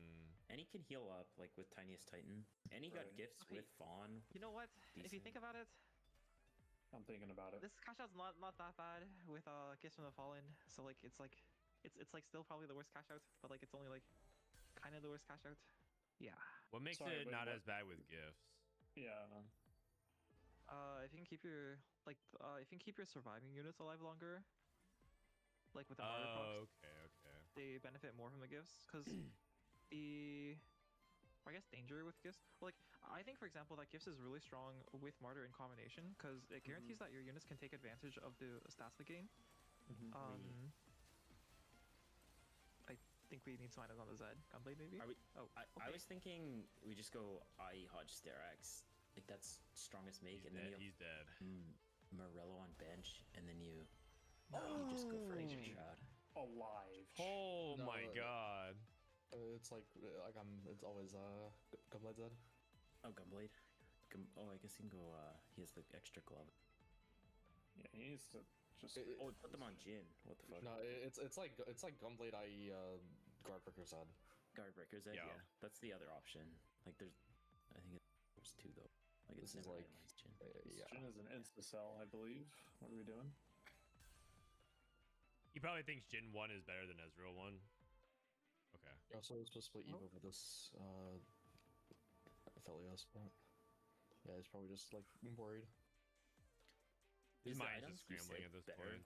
By like a Oh, good I margin. think he might be The dying. Gunblade and stuff. Shojin? Shojin Zed? Shojin Okay, Aphelios. I think he just panicked. Like I think he's dead. yeah. EFF. Oh yeah. Sag. Yeah. He's probably just tilted. This is Box's Kale. Wait, he took Archangel off? I mean, he needs to make room for a That's Superfan item. I guess. He has we can put it long on distance Karthus, pals. sure. Who's he Eh, long distance palsing? Karthus. Arthas? Okay. I feel like I would Rage Blade the Karthus and Archangel the Kale. I feel like AP on Kale is just really good. No, I think this cap's highest. Yeah, because the Archangels can scale with long distance pals, and then he has. I know, but it's not full value. I don't know. Does the Rage Blade reset both the Rage Blades, or it's just the super fan It's just one? the super fan one. It's just the super fan. As far Okay. as I know, at least. Then I'm down to Rage. Then I'm down to. Or I like Rage what he Blade the did. Kale. Because I think, I don't know, I think you're in a good enough spot that you could always hit Karthus 2 here. And I think, I don't know, Arcane is probably better than Rage Blade on him. I mean, I will say the Rage Blade Karthus stats are quite decent. Yeah, they're decent, but like, I don't know, I've done it a lot, and I mean, it's more likely that Archangel Karthus will have worse stats because of Superfan, right? yeah. I mean, I don't even trust the super fan, but I mean, I don't believe in Archangels as a Karthus item unless you like don't have a Yeah. XC and you don't have any raw AP, because this guy gains so much AP anyways. Yeah. Yeah, don't you want just like mana and like maybe JG if you don't have Executioner? Oh well, I will say though, I'm pretty sure if Karthus is kept in the state he currently is, I'm pretty sure his super fan item needs to get changed. Or I mean, it's fine because I'm Pentacle's okay already with like it. slightly. Okay, Pentacle's already slightly too strong of a comp, but like if the comp itself gets nerfed, I'm pretty sure his super fan item needs to get changed. They are nerfing Karthus. They're nerfing Karthus and they're nerfing Mord. Yeah, I think Okay. collectively we're like pretty okay if Superfan items aren't always the most optimal thing in the world. Yeah, I'm okay with Which it. is Deathblade MF, by the way. It's And because Deathblade like every big shot. if you think about it, No, but, like- Karthus is a really natural fit within like the KDA setup too because of Akali, and they talk about having Yes. natural fits. Like they don't want to always have this. And also Karthus Akali is one of the most frustrating combinations to play I'm against. okay with Quite it. strong. I mean, like, I get that, but, like, there's, like, Holly who has, like, Hodge, and there's, like, Ari who has Decap, which is not even bad anymore, because Decap is Yeah. percent damage amp. and then just Caitlyn with fucking Shojin. Like, I mean, I don't know, no place to play Caitlyn, but like, Yeah, I mean, it's yeah, like such a fucking grief. I feel like I'm getting lost on the point here. Like some of them are good and some of them are like not as good. Oh. That's okay. I think some of them are good and some of them are atrocious. Okay, so, like like you're saying it's okay, but like I don't know, if like the philosophy of like you don't want them to be perfect, then I feel like it's just kind of weird that some of them are, or like some of them are like Callisto optimal. And I some mean, of them are bad. we can always change the ones if they're like too good, but I think that if like a unit naturally fits in a superfan comp and its item is like mediocre, like that's okay. Because there's no trade-off, you know? Yeah, I mean, I also think Yeah, but- it's fine, but then you just have like Yeah, but there's that. Caitlyn that's doing nothing. Okay, who else? I had at the lock. I mean, I think Akali's headliner, like, bonus should be buffed, and she shouldn't have Hodge. I mean, I'm okay with where Superfans is personally. I feel like this Yeah, I is feel very like it's totally nitpicky, fine. and like Superfan is better for some things as opposed to being like equally good across everything. I think it's fine. Yeah, and then like last patch, like before the Karthus rework, like Superfan like was like pretty close to optimal, and now it's just not. Yeah, but, like, I mean that might just be fine, but Also, the Caitlyn thing like might just mean Shojin. Like we wanted Shojin. I don't know this, but we wanted Shojin to be good on Caitlyn. It's just not. That might just be like something we have to address. But I mean, it's possible that it can change. I mean, if you do like the like math on her, like somewhere like 60% of her damage comes from auto attacks. I think it was like 66. I have Even one on request, Chosen Nico. Caitlyn. Not that it really matters, but could you steal the CN Mobile Caitlyn animations? Because it is actually so cool compared to the one I've that not we have. seen them. It looks twice as cool. She I've basically not like seen them, marks and all of also them, and keep she in puts like a mind- sniper's beam on all of them, and she just like it's pretty cool. I mean, keep in mind, like, we also have an animation budget, and also keep in mind, there's like 2 patches left in this. Oh yeah, totally. That's why oh I'm yeah, it's saying too late to do shit. I I'm totally just bitching a understand. bitch. Soul's about to go 7th, by the way. This is not looking good. I don't think the Q cone tempo thing is working out. Nah, I've seen one out. With this board, all Yeah. 1-star I mean, Z2. I mean his JG set. JG set. don't even know. Oh, he has the boss build. Oh, no, not really. I thought that was Hodge on it instead of even Shroud. And he has binary. Yeah. Binary. Super fan for your whole team. Holy. That is true. That is true. Oh, he wins this fight. Whoa, Zed. Man. Wait, also another complaint. I know you guys aren't gonna fix. But, like, I really wish you guys had. We're just I really laying wish you guys every had, complaint that you need to go while we have it. No. I know this one will be fixed. So I really wish you guys had like reduced sets animation time because I've tried to play AP sets a few times and it was like cool as heck. But like this guy takes like 10 years to cast, so like he doesn't do anything. So here's something I'll let you in on. Some of the things like animation time are very intentional because things need to look cool. Oh, I'm down for the look cool argument. That's for Steve from accounting, who's silver 2. Steve And he from plays one game a accounting. week. Yeah. Like I don't know. I'm just sitting here trying to cook up my AP Archangel set, and this guy I mean he did a lot of damage. And It's it was not. really It's cool. not. It's not for you. I'm sorry. Like, it's just not for you. He's You're not the actually that target audience. sorry, Rain. No, this game would No, actually I be mean- trash if something looked cool. Yeah, like I think it's an important thing to note. You know, like stuff has to be Oh exciting. man, Nico, can you bring back Punch Protocol from set 8 somehow? That was one of the coolest things that never actually got played. That was the thing that he could fucking knock people off the board. Right? Yes, he turned into Saitama or Yeah. All Might, and they would just like straight up try to punch people off the map. Man, Punch Protocol. What a fucking shout. That's a deep cut. Not gonna lie. That was like the one hero augment I really wish was good and never was.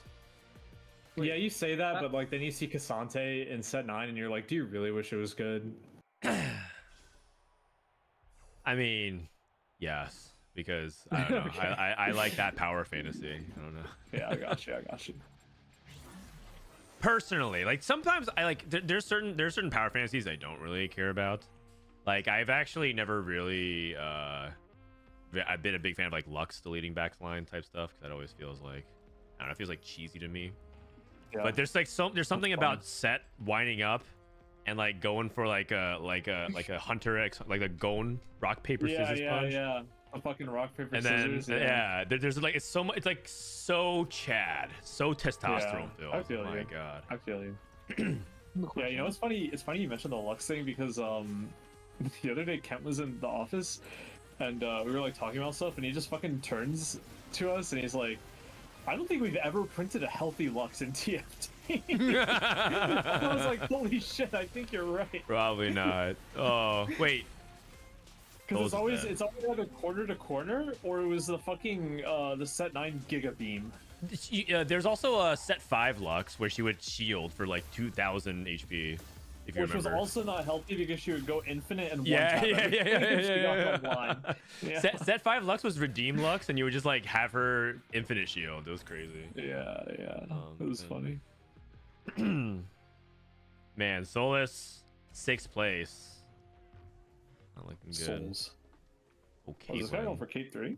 Okay. Do you guys think Caitlyn is actually like needs to be buffed, or do you think just other things need to get toned down and she's fine as it is? Probably not. I don't think she needs buff. Okay, I'm of that belief too. What do you think, Iniko? I think I don't really know where the balance team is at on these things. Like, if they think that current Man, I'm power getting more level, dogged again. a lot of these things are baseline, then she probably needs to be buffed. But if we're to believe that things like Zed or like Executioners are over the baseline, then she probably doesn't need to be changed and they need to be brought down. Okay, so nerf the other stuff. What about you, Roby? What do you think? Oh, I think like she does need like a small buff, but like then again, like sometimes you see like a 6-8 bit Caitlyn and like then she's like really good. Right. But like I feel like if you're playing like Caitlyn main carry, like you never play like 4 or 6-8 bit. You only play it as like a secondary carry for even, and then Caitlyn is good, but like otherwise she's like very mid. I mean, it's fine for like her to be like mid. I think part of it, people say that she's like completely uncookable, and that's just not true. Not true. Prestivan actually is like a big Caitlyn, like not like believer as in like he thinks that she's like the best, but like he plays her like all the time, and he's always like, man, people don't play this unit enough. He's a big Caitlyn clicker, is what you're saying. Yeah, which is surprising because I think the impression was a week ago at the beginning of this patch that she was completely unplayable. I mean, part of it was because also people were not even really trying to build around her in a smart way. Well, if you just subscribe to the dystopian school of thought, everybody's bad. Including him, of course. Including him, that is true. That is something he does note. He says, everyone's bad, including me. Sad. I mean, isn't that true? I'm pretty sure like TFTA would like laugh at us. Yeah, I mean, you're right. And that's why like a lot of people choose to play the game in like a quote dumb way, because it's like too hard to play it the correct, like the theoretically optimal way. TFT's a hard game. Wait, does KO just reset? I think she did. So Boxbox 90 HP. Looks like he's cruising to a top 3. Although he did just take a really bad loss. He's also still stuck on Karthus 1. To go forth. It's possible to go forth? No, I just based off of his HP, it's almost impossible to go forth. So Yeah. So I'm saying guaranteed top 3. If you can hit Karthus 2, Kali 2, and get like Yorick, I think he should also be able to maybe even win the game. I don't know if anyone has a crazy Heartsteel cap. Oh, never mind. Some people do. Lucian 2, Ezreal 2, Zac 2.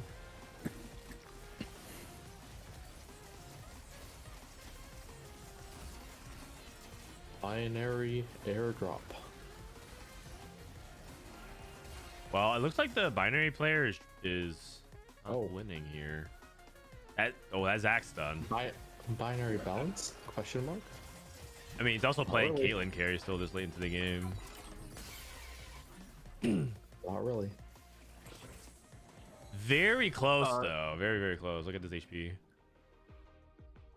Wait, how did Boxbox beat Lil Kahuna? He has the Yorick chosen. I could say that. Maybe I feel like Lil Kahuna doesn't deal enough damage. Actually, he's little buddies. And He has no way to access the Zonias, so if it's like pretty even on front line, then Kale might just kill everything later in the fight. Fight for 3rd place here. I actually could be top 2 if Boxbox ends up winning these other fights. Oh man, we are getting crushed. Our front line is just evaporating. Oh, Alien gets it done. Boxbox loses. Boxbox should be top 2. Pentakill emblem. Boxbox doesn't have edge. Can anyone actually use it? Is that Boxbox can? That was kind of fake. Yeah. Like very fake. Like Kyoka never even proc the bonus, so it's literally just like increased base attack speed. I see. And like if you have Ginsu, you can live without it. Sounds good. Edgelord. Someone get the gold. Wait, what if that was a thing, Iniko? What if like on the very outer rings, gold appeared, and so you had to choose items, or like go collect your gold, like around the carousel. Huh? Like there's like a mini. There's a choice that you have to make. You could either go collect the coins around the carousel, or you pick an item with the champion that you want. Oh wait, Tanya's Titan would be OP. You could do everything.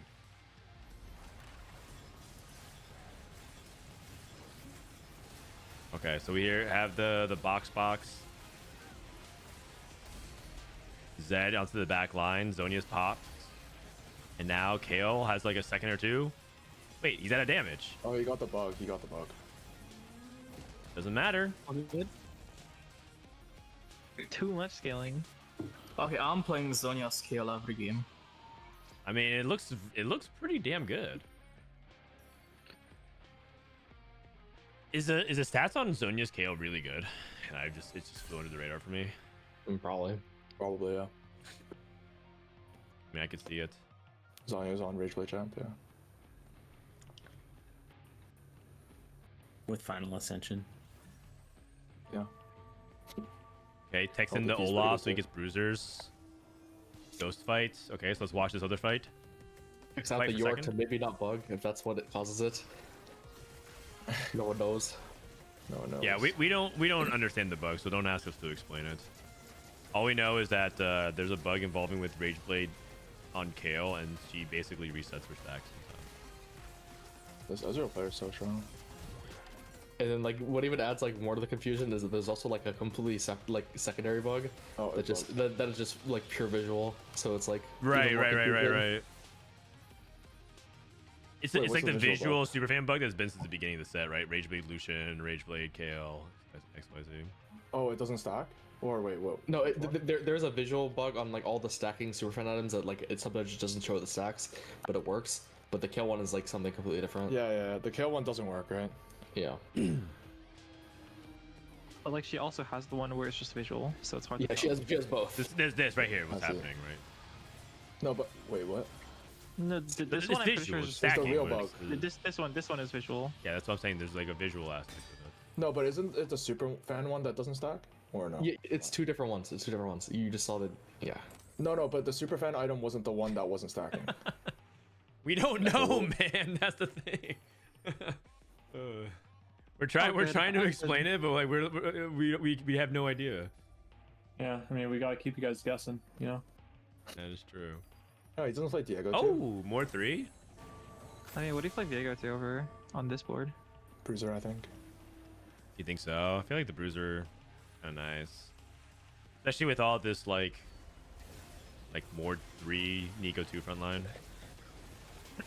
But I think your board is like further than how to play it. But like I'm kind of down to roll 12 gold.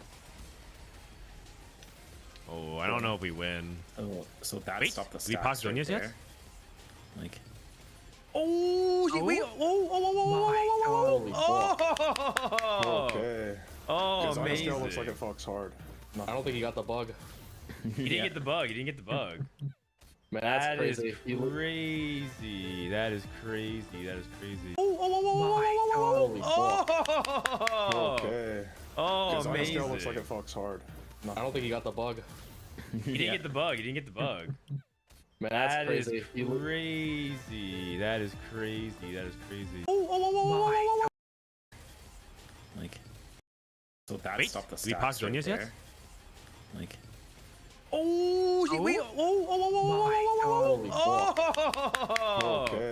Oh, Zhonya amazing. still looks like it fucks hard. I don't think he got the bug. He didn't get the bug. He didn't get the bug. Man, that's That crazy. is crazy. Crazy. Man, that's That crazy. He didn't get the bug. He didn't get So that Wait. stopped. bug. He didn't get the bug. So that Wait, stopped the we stacks. popped. Okay. Oh, Zhonya amazing. still looks like it fucks hard. I don't think he got the bug.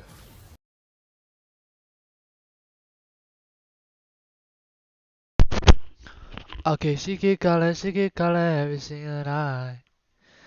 Okay, she keep calling every single night. Please don't kill the vibe. I said I gotta be on my mind. Said I wanna die, yeah.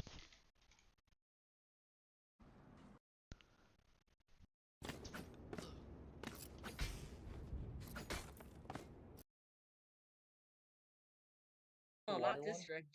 Drift. Yes. Okay, ready? This is the worst one, Tony, bro. Tony. No, it's the best one. It's the This best. is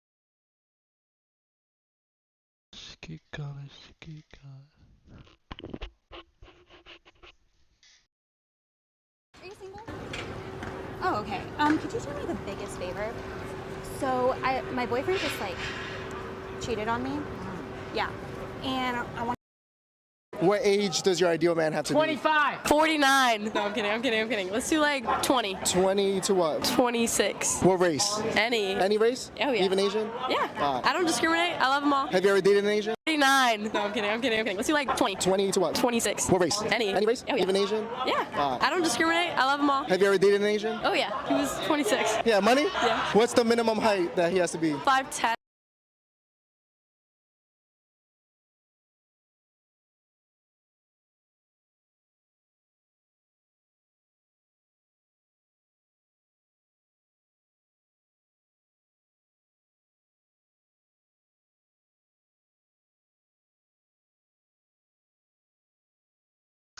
What the fuck?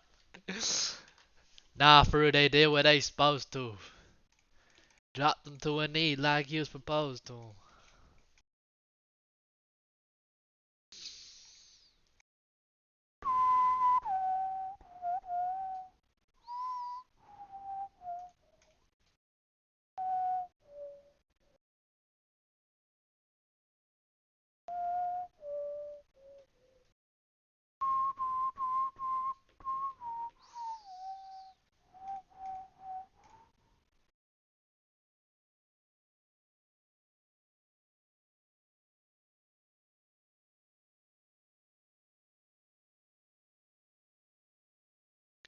Fuck that shit up, bro.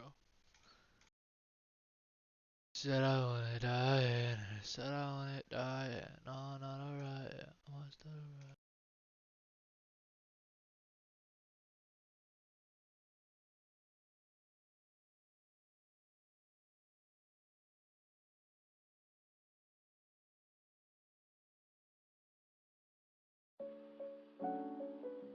Hey, what's up everyone? Hope you're all having a great day.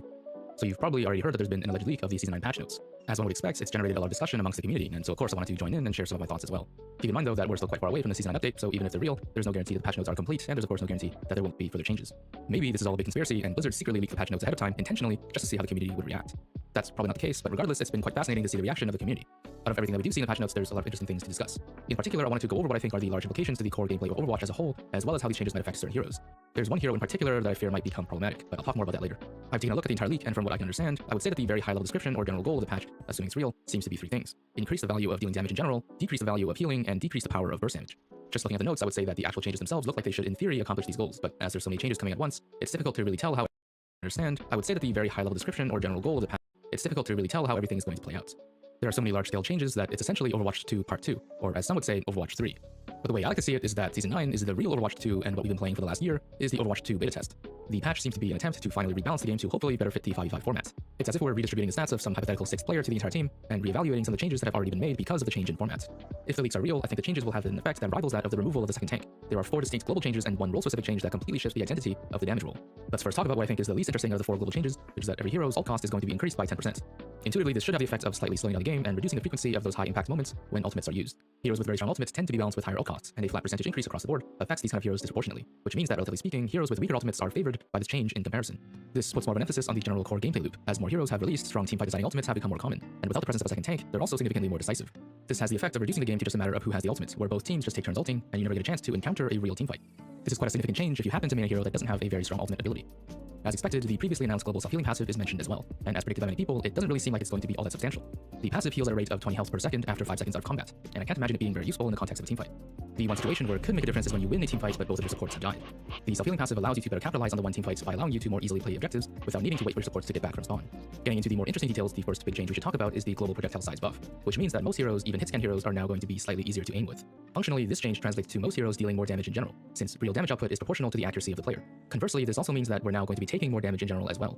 This change is especially relevant for heroes with small hitboxes like Tracer or Kiriko, because their hitboxes are already quite small, and they rely on the fact that they're difficult to hit. Even small projectile size increases can make a fairly significant difference. In addition, making it easier to aim allows less mechanically skilled players easier access to certain heroes, which in some ways lowers the mechanical skill gap of the game. If you're already hitting most of your shots right now, larger targets don't benefit you as much since you're already mostly on target. Even though everyone's accuracy should theoretically increase across the entire spectrum of skill, if heroes become easier to aim in general, it becomes more difficult to mechanically abuse weaker players. Different players will probably have differing opinions about this, and it probably depends on which side of the mechanical skill spectrum you land on. So in conjunction with the increased accuracy and therefore damage of most heroes, there's also going to be a global health increase to compensate, with most heroes getting about 25% more health. In theory, this means that everyone's tankier, however it might not be that simple. The next change is perhaps the most surprising change, which is that the new damage passive is no longer a reload buff after an elimination. It is now 20% healing reduction. Change, which is that the new damage passive is no longer a reload buff after an elimination. It is now 20% healing reduction for 2 seconds on damaged targets. This might be the most significant change in the patch, and in my opinion is likely to cause major shifts in power from the support role to the damage role. In combination with the fact that damage heroes are going to be hitting more shots with the projectile size buff, supports are going to have a much harder time saving teammates who are out of position or being dove. This is something that damage mains are potentially going to love, and something that support mains are potentially going to hate. Although keep in mind that it's also a double-edged sword. It may be easier to get kills, but that means it's also easier to get killed in return. And now that support might not be able to provide pseudo-immortality at will, you won't be able to blame your support for not saving you if you're standing in the open. For support mains, how you're affected by this change might depend on your playstyle. If you like to DPS as a support player, it'll be a lot easier to get kills when coordinating with your DPS. But if you're a more healing-oriented support player, you're probably not going to be very happy now that your playstyle is being significantly nerfed. One specific interaction of the game that this affects significantly is the tug-of-war between healing and damage. When a player is being damaged by a single person, while also being healed, right now, healing usually comes out on top once accuracy is factored into the equation. Even top-level players, and especially lower-level players, struggle to do any meaningful damage to targets without large amounts of burst damage or coordinated focus fire. And because of this, the game can often feel quite tedious to play, especially when combined with the increasing amounts of immortality and movement abilities that allow people to escape. However, since heroes are also tankier across the board, this doesn't necessarily mean that it's easier to get kills directly, but it does make non-lethal damage more relevant, and therefore allows damage players to more easily get value without necessarily needing to make big impact plays like insta-killing the enemy. In addition, this also makes fighting a pocketed target less oppressive. Right now, pocketing is so strong that shooting a pocketed target almost gets no value at all. On paper, it sounds like great value because you might be drawing the attention of 2 heroes at once, but in practice, the pocketed hero can almost completely ignore you if you're the only one shooting at them, because their health bar increases faster than you're able to deal damage. So in reality, you're only really drawing the attention of the support who's doing the pocketing.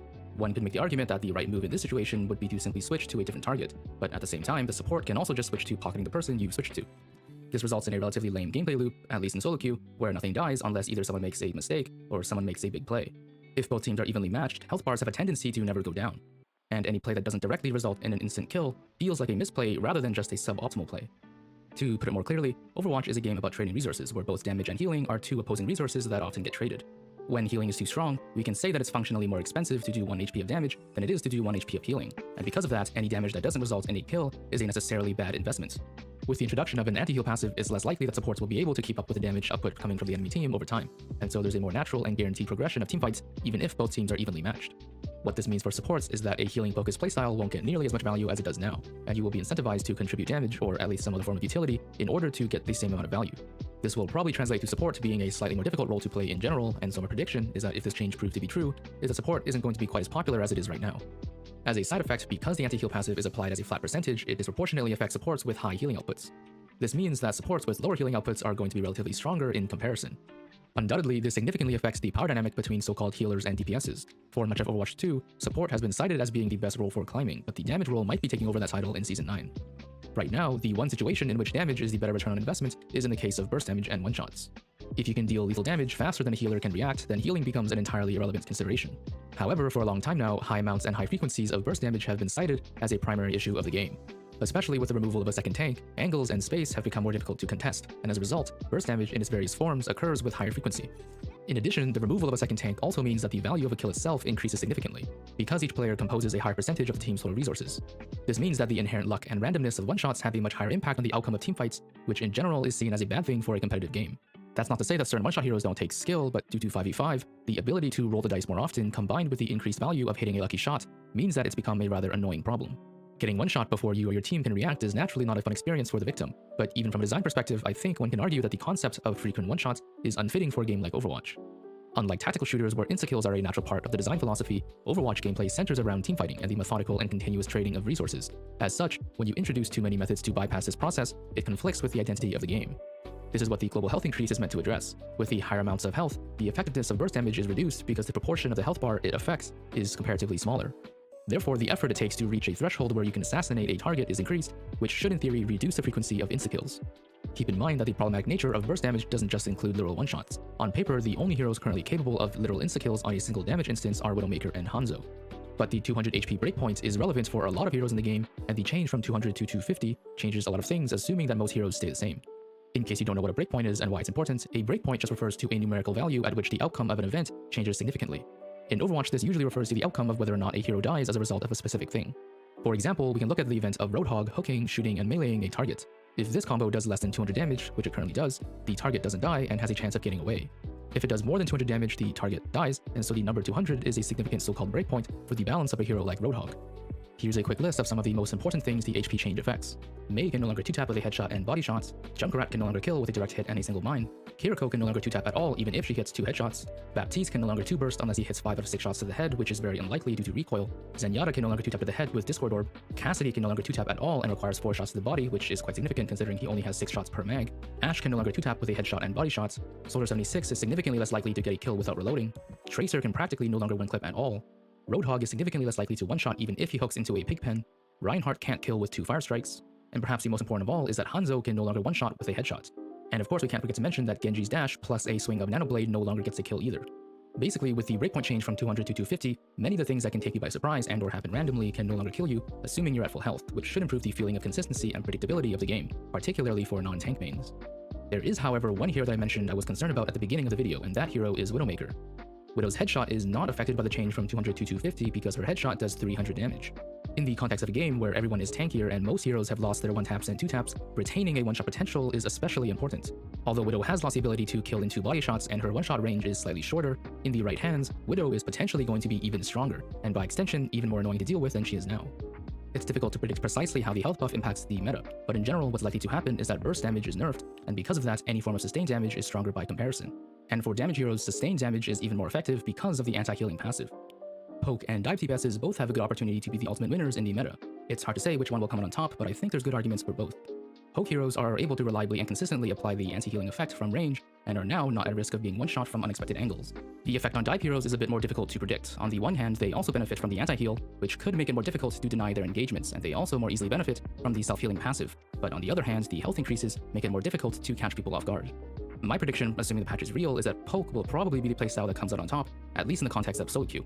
In organized play, it's possible that dive could be the preferred meta due to the ability to coordinate. Damage-focused supports like Baptiste, Solari, and Zenyatta could work their way up as well, as they also stand to benefit a lot from the anti-heal passive indirectly, and because their healing-focused counterparts are now comparatively weaker. In the case of Zenyatta specifically, we may be seeing more Zenyatta players even at lower skill levels where he's usually not very popular. The projectile size buff increases the consistency of his shots, the health buffs make it harder to punish him when he moves out of cover, the anti-heal passive doesn't concern him as much, but more importantly, Discord Orb is now more efficient. We might also be seeing a Bastion meta return again. At a rate of 360 DPS, Bastion already is barely bothered by the HP of certain tanks, let alone 250. In addition, he now applies healing reduction, it's going to be easier to hit his shots, and he benefits even more from the health buffs due to the % damage reduction in his turret form. Speaking of tanks, it doesn't seem like they're going to be getting a lot of help from this patch. Although they are getting health increases, the introduction of the anti-heal passive combined with the very large hitboxes of most tanks means that they're not necessarily going to feel much more survivable, particularly tanks without shields. Tanks aren't receiving any damage increases either, and so because of the health increases, it's going to be even harder to confirm kills, further increasing their inherent reliance on teammates. Again, at this point, it's difficult to predict how the meta is affected by all these changes, and of course, we still have to keep in mind that the leak itself might not even be real. Even if it is real, it's subject to change, and there could be more changes that weren't included in the leak, which would make sense considering that some heroes seem like they would be in dire need of some compensation buffs or reworks due to the health changes. If the leak does eventually prove to be real, I'm sort of on the fence, but I'm leaning towards optimism. If it's proven not to be real, I think the general idea of the changes is still pretty interesting, and I would love to see it being tested as an experiment, perhaps as a quick play hacked event. As for whether or not I think it's actually real, I'm leaning towards predicting that they are. If I was a person attempting to prank the entire community with fake leaks, the list of changes seems like it would be a little bit too much effort than it would be worth. But maybe such a person would predict that I would say something like this, and that's why they made the list so long. I suppose we'll just have to wait and see. That's all I have to say for now. I would love to know what you think about these potential changes. If you made it this far, I want to thank you for watching, and if you enjoyed the video, consider subscribing and leaving a like and comment to support the channel. With that, I hope you have a wonderful day.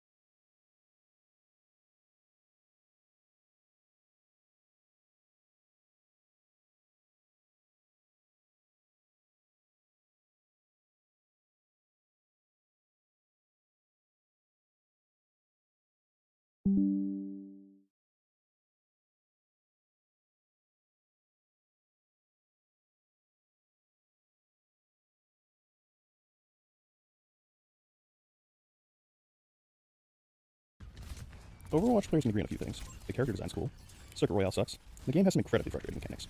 But the things Overwatch players can agree on is which hero mechanics are actually the most frustrating. If you ask an Ana player, they might complain about Widowmaker being able to one-shot you. If you ask a DPS player, they might be losing to a Kiri who gets to take the duel at very little risk. If you ask a tank player, they might whine about not being able to do anything to Bat because he has 3 health pools, or that Bastion easily blows them up because their hitboxes are so big. Overwatch has its problems. A lot of them. But these aforementioned complaints largely boil down to one issue. The range in TTK, or time to kill, is too wide. This is what players complain about when they say you either never die or you get instantly blown up, and there's no in between. Some heroes will kill you the moment you look at them, and others, they feel immortal. TTK in Overwatch is affected by a lot of things. Most importantly, it's hero design. No 2 heroes die at the same speed, and no 2 heroes kill at the same speed. True TTK, in a vacuum, is really only affected by the aggressor's damage output, their fire rate, as well as the victim's health pool. Fortunately, we don't play Overwatch in a vacuum. There are a number of ways to affect your TTK, and most of them contribute to the skill curve that makes Overwatch into the game that so many are passionate about. The mechanic most players rely on to increase their survivability is healing. For some, to a fault. However, these are hardly the only ways to increase your TTK. One of the most important variables of how quickly you die is weapon accuracy. Even the best players in the world miss shots. The more you can do to make the enemy miss, the longer you'll stay alive. As you climb higher in ranks, the game becomes less about the enemy's ability to hit shots, more about your ability to make them miss. This is especially important for heroes who have strong movement abilities. However, this is also why high-rank players are so good at strafing. Overwatch is fairly unique in that heroes don't have movement acceleration. This means you're either going full speed or you're standing still, and it's what contributes to people from other games finding it difficult to aim in Overwatch. Heroes don't have movement acceleration. This means you're either going full speed or you're standing still, and it's what contributes to people from other games finding it difficult to aim in Overwatch. So what does this have to do with Season 9? Well, it's been leaked that Season 9 will allegedly have major changes to health pools, the addition of a new DPS passive that nerfs the effectiveness of in-combat healing, an out-of-combat self-healing passive for everyone, and a number of compensation changes to rebalance the game. This is true, it'll be one of the biggest shakeups in the history of Overwatch. A lot of people see this and react negatively, but I want to take a closer look to explain what I think the thought process is behind such a massive overhaul. As we discussed, TTK is incredibly volatile in Overwatch, one of the biggest culprits being high instances of burst damage. If the devs want to address high damage instances, they have 2 choices. 1, nerf those damage instances, or 2, buff health pools, therefore making their relative damage equal. According to the alleged leaks, the devs chose to do the latter, and this comes with an added bonus. Overwatch is a game of numbers, and the devs prefer to keep those numbers nice and round. This makes it easier for players to calculate things that relate to damage and healing numbers. The problem is, changing some of those numbers can have 2 larger effects. Increasing health pools, meaning making round number changes will be a smaller percentage of the total. This effectively makes the scale more finely tuned and should make the game easier to balance the ball in. But buffing health pools does a lot more than just nerf burst damage. It nerfs all damage, and increases the TTK of everyone, including heroes being hard-dogged by enemy supports. To compensate, the League Pad has a number of damage buffs as well as a new DPS passive. First passive, the devs have a philosophy that support should be hard-dogged by enemy supports. To compensate, the League Pad has a number of damage buffs as well as a new DPS passive. First passive, the devs have the philosophy that support should be heal bots. I agree with this. What makes the role fun and unique isn't that you can win a game by staring at your tank's ass all game. If they were to just nerf healing across the board, it would likely require support to spend more time looking at their teammates' opponents. The leak alleges that DPS will get passive that nerfs healing on allies that recently took damage from a DPS. This makes healing weaker without nerfing the ability to perform maintenance healing. This also should make it easier to force important defensive cooldowns, ultimately making it less likely that those cooldowns can be saved for 1v1s or spammed at the enemy tank. They have also compensated by giving a healing passive to the other roles, allowing for players to spend less time looking for healing from their supports. Now to the damage. It's obvious that all damage takes a hit, even though the main target was supposed to be high damage. So how do you adjust? Well, it seems that devs want to compensate by lumping damage into one of 3 categories. First, buffing the DPS because it was already slower TTK. This is what's allegedly being done for Winston's Tesla Cannon, Primal Rage, and Rhyme's Hammer. Without compensation to these largely... Hey guys, welcome back to the internet. Tub here, and today we're gonna be making fun of literally anything possible. I don't care if I call 12-year-old cringeworthy. You know why? Because they are. And I'm gonna make fun of them for literally 10 minutes straight. Well, Mike, today we're gonna be talking about some obscure topics and beef with the likes of Keemstar and Makimo. Hey guys, Sky here, and today we're gonna be looking at the butter mod. Butter. I definitely won't let you guys down with horrible decisions I make in the future, okay? Butter.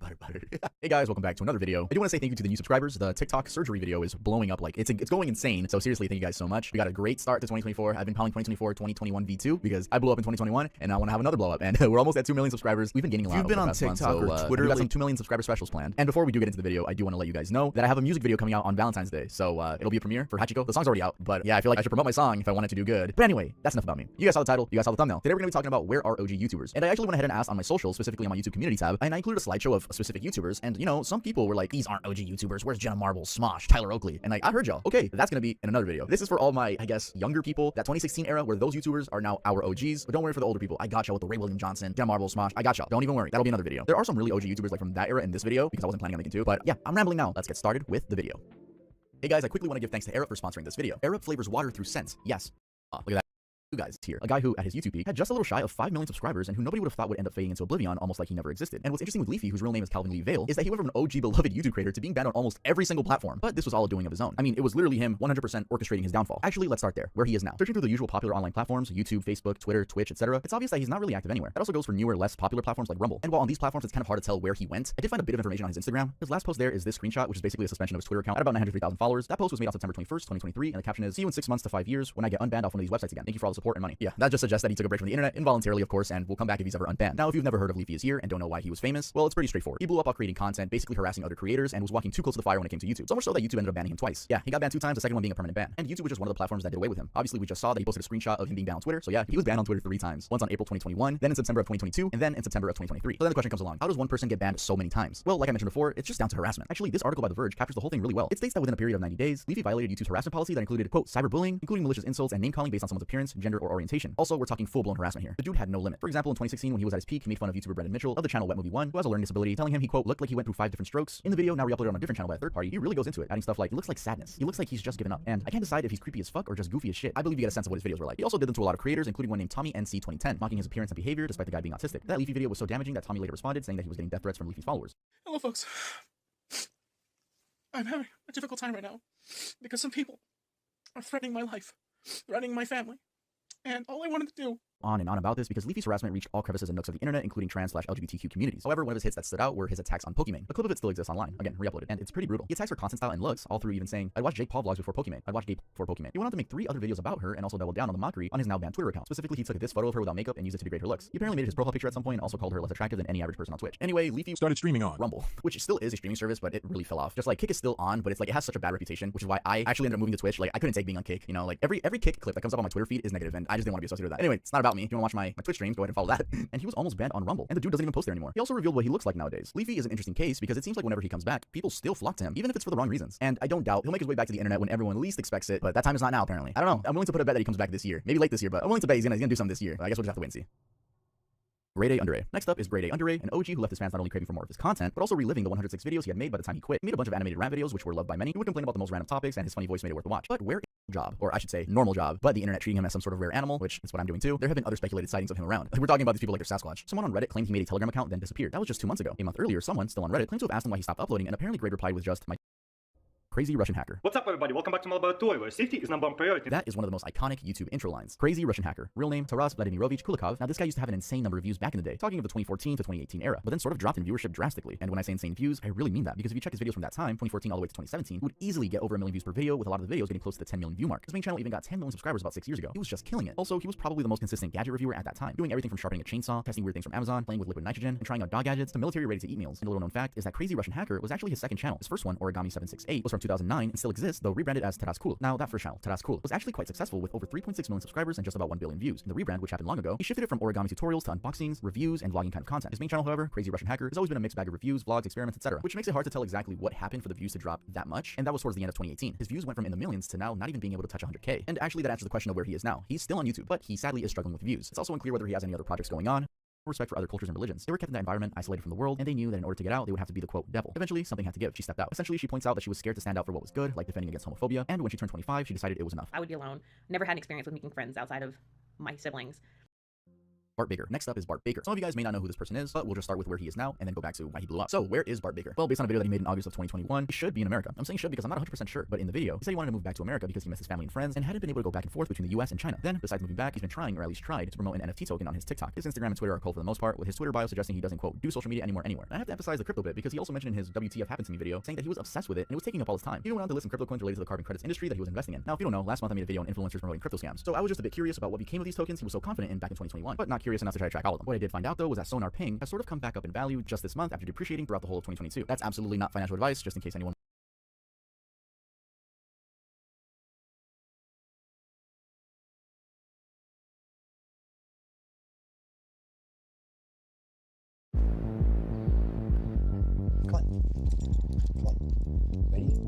Let's go. Bart works from home, and he's got a routine. Wake up early, walk the dog, grab coffee, and get to do what he's always done best, making videos for the internet. By 8 a.m., he's already clocked in. Do you love China? Why don't you? Why do you think I got Huawei? Why Huawei? 你好，我是8个。Okay, so bye. Hope you'll get well. I see you tomorrow, or maybe I'll see you tonight. I don't know. I'll see you in the morning. Bye. Jesus. Bart was a classic YouTube success story. There's a mean YouTube guy who does song parodies about me. His specialty was parody music videos, imitating pop stars like Taylor Swift and Justin Bieber. He'd get tens of millions of hits on his most popular videos. But a couple years ago, YouTube started dropping channels that weren't family-friendly from their preferred program in order to attract advertisers. Suddenly, big-name YouTubers like Bart saw the revenue drop to a fraction of what it used to be. I mean, it used to be fine on YouTube. Actually, like, the more edgy it was, the better. Fast forward a year and a half, maybe, and, you know, I'm, like, super miserable. Going to a therapist. Because YouTube, yeah. You don't know how many YouTubers are depressed because of YouTube. So anyway, all this shit was going on, and I was super unhappy, and I get an email, and it's like, hi, we're a company from China. We think you could be very big in China.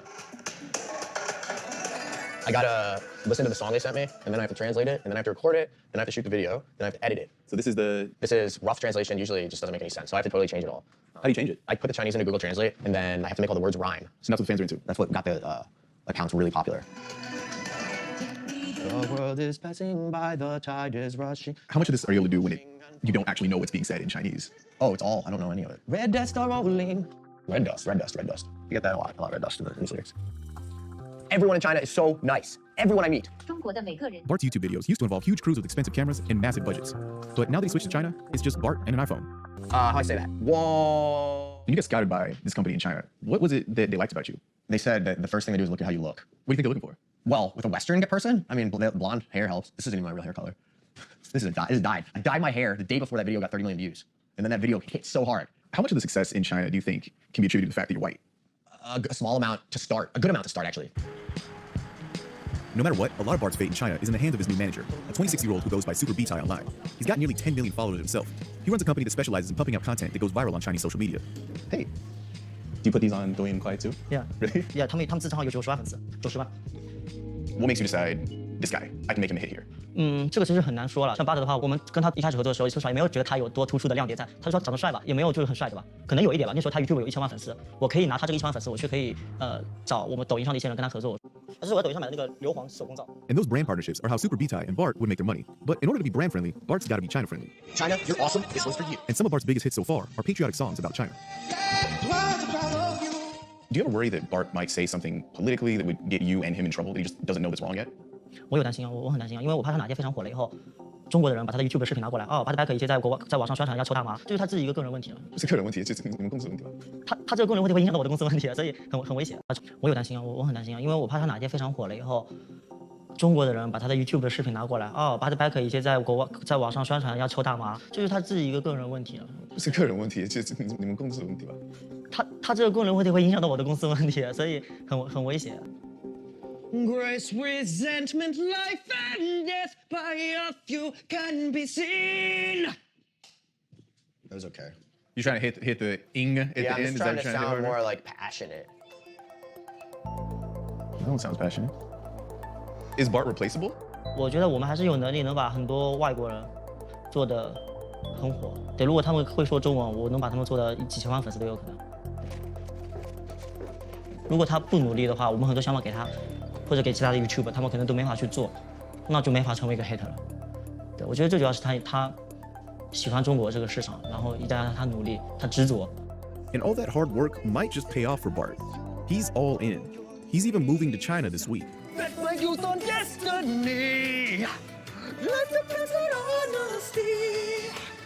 I don't know how many live in agony. Live your life without worry. That's a wrap. A lot easier than YouTube video.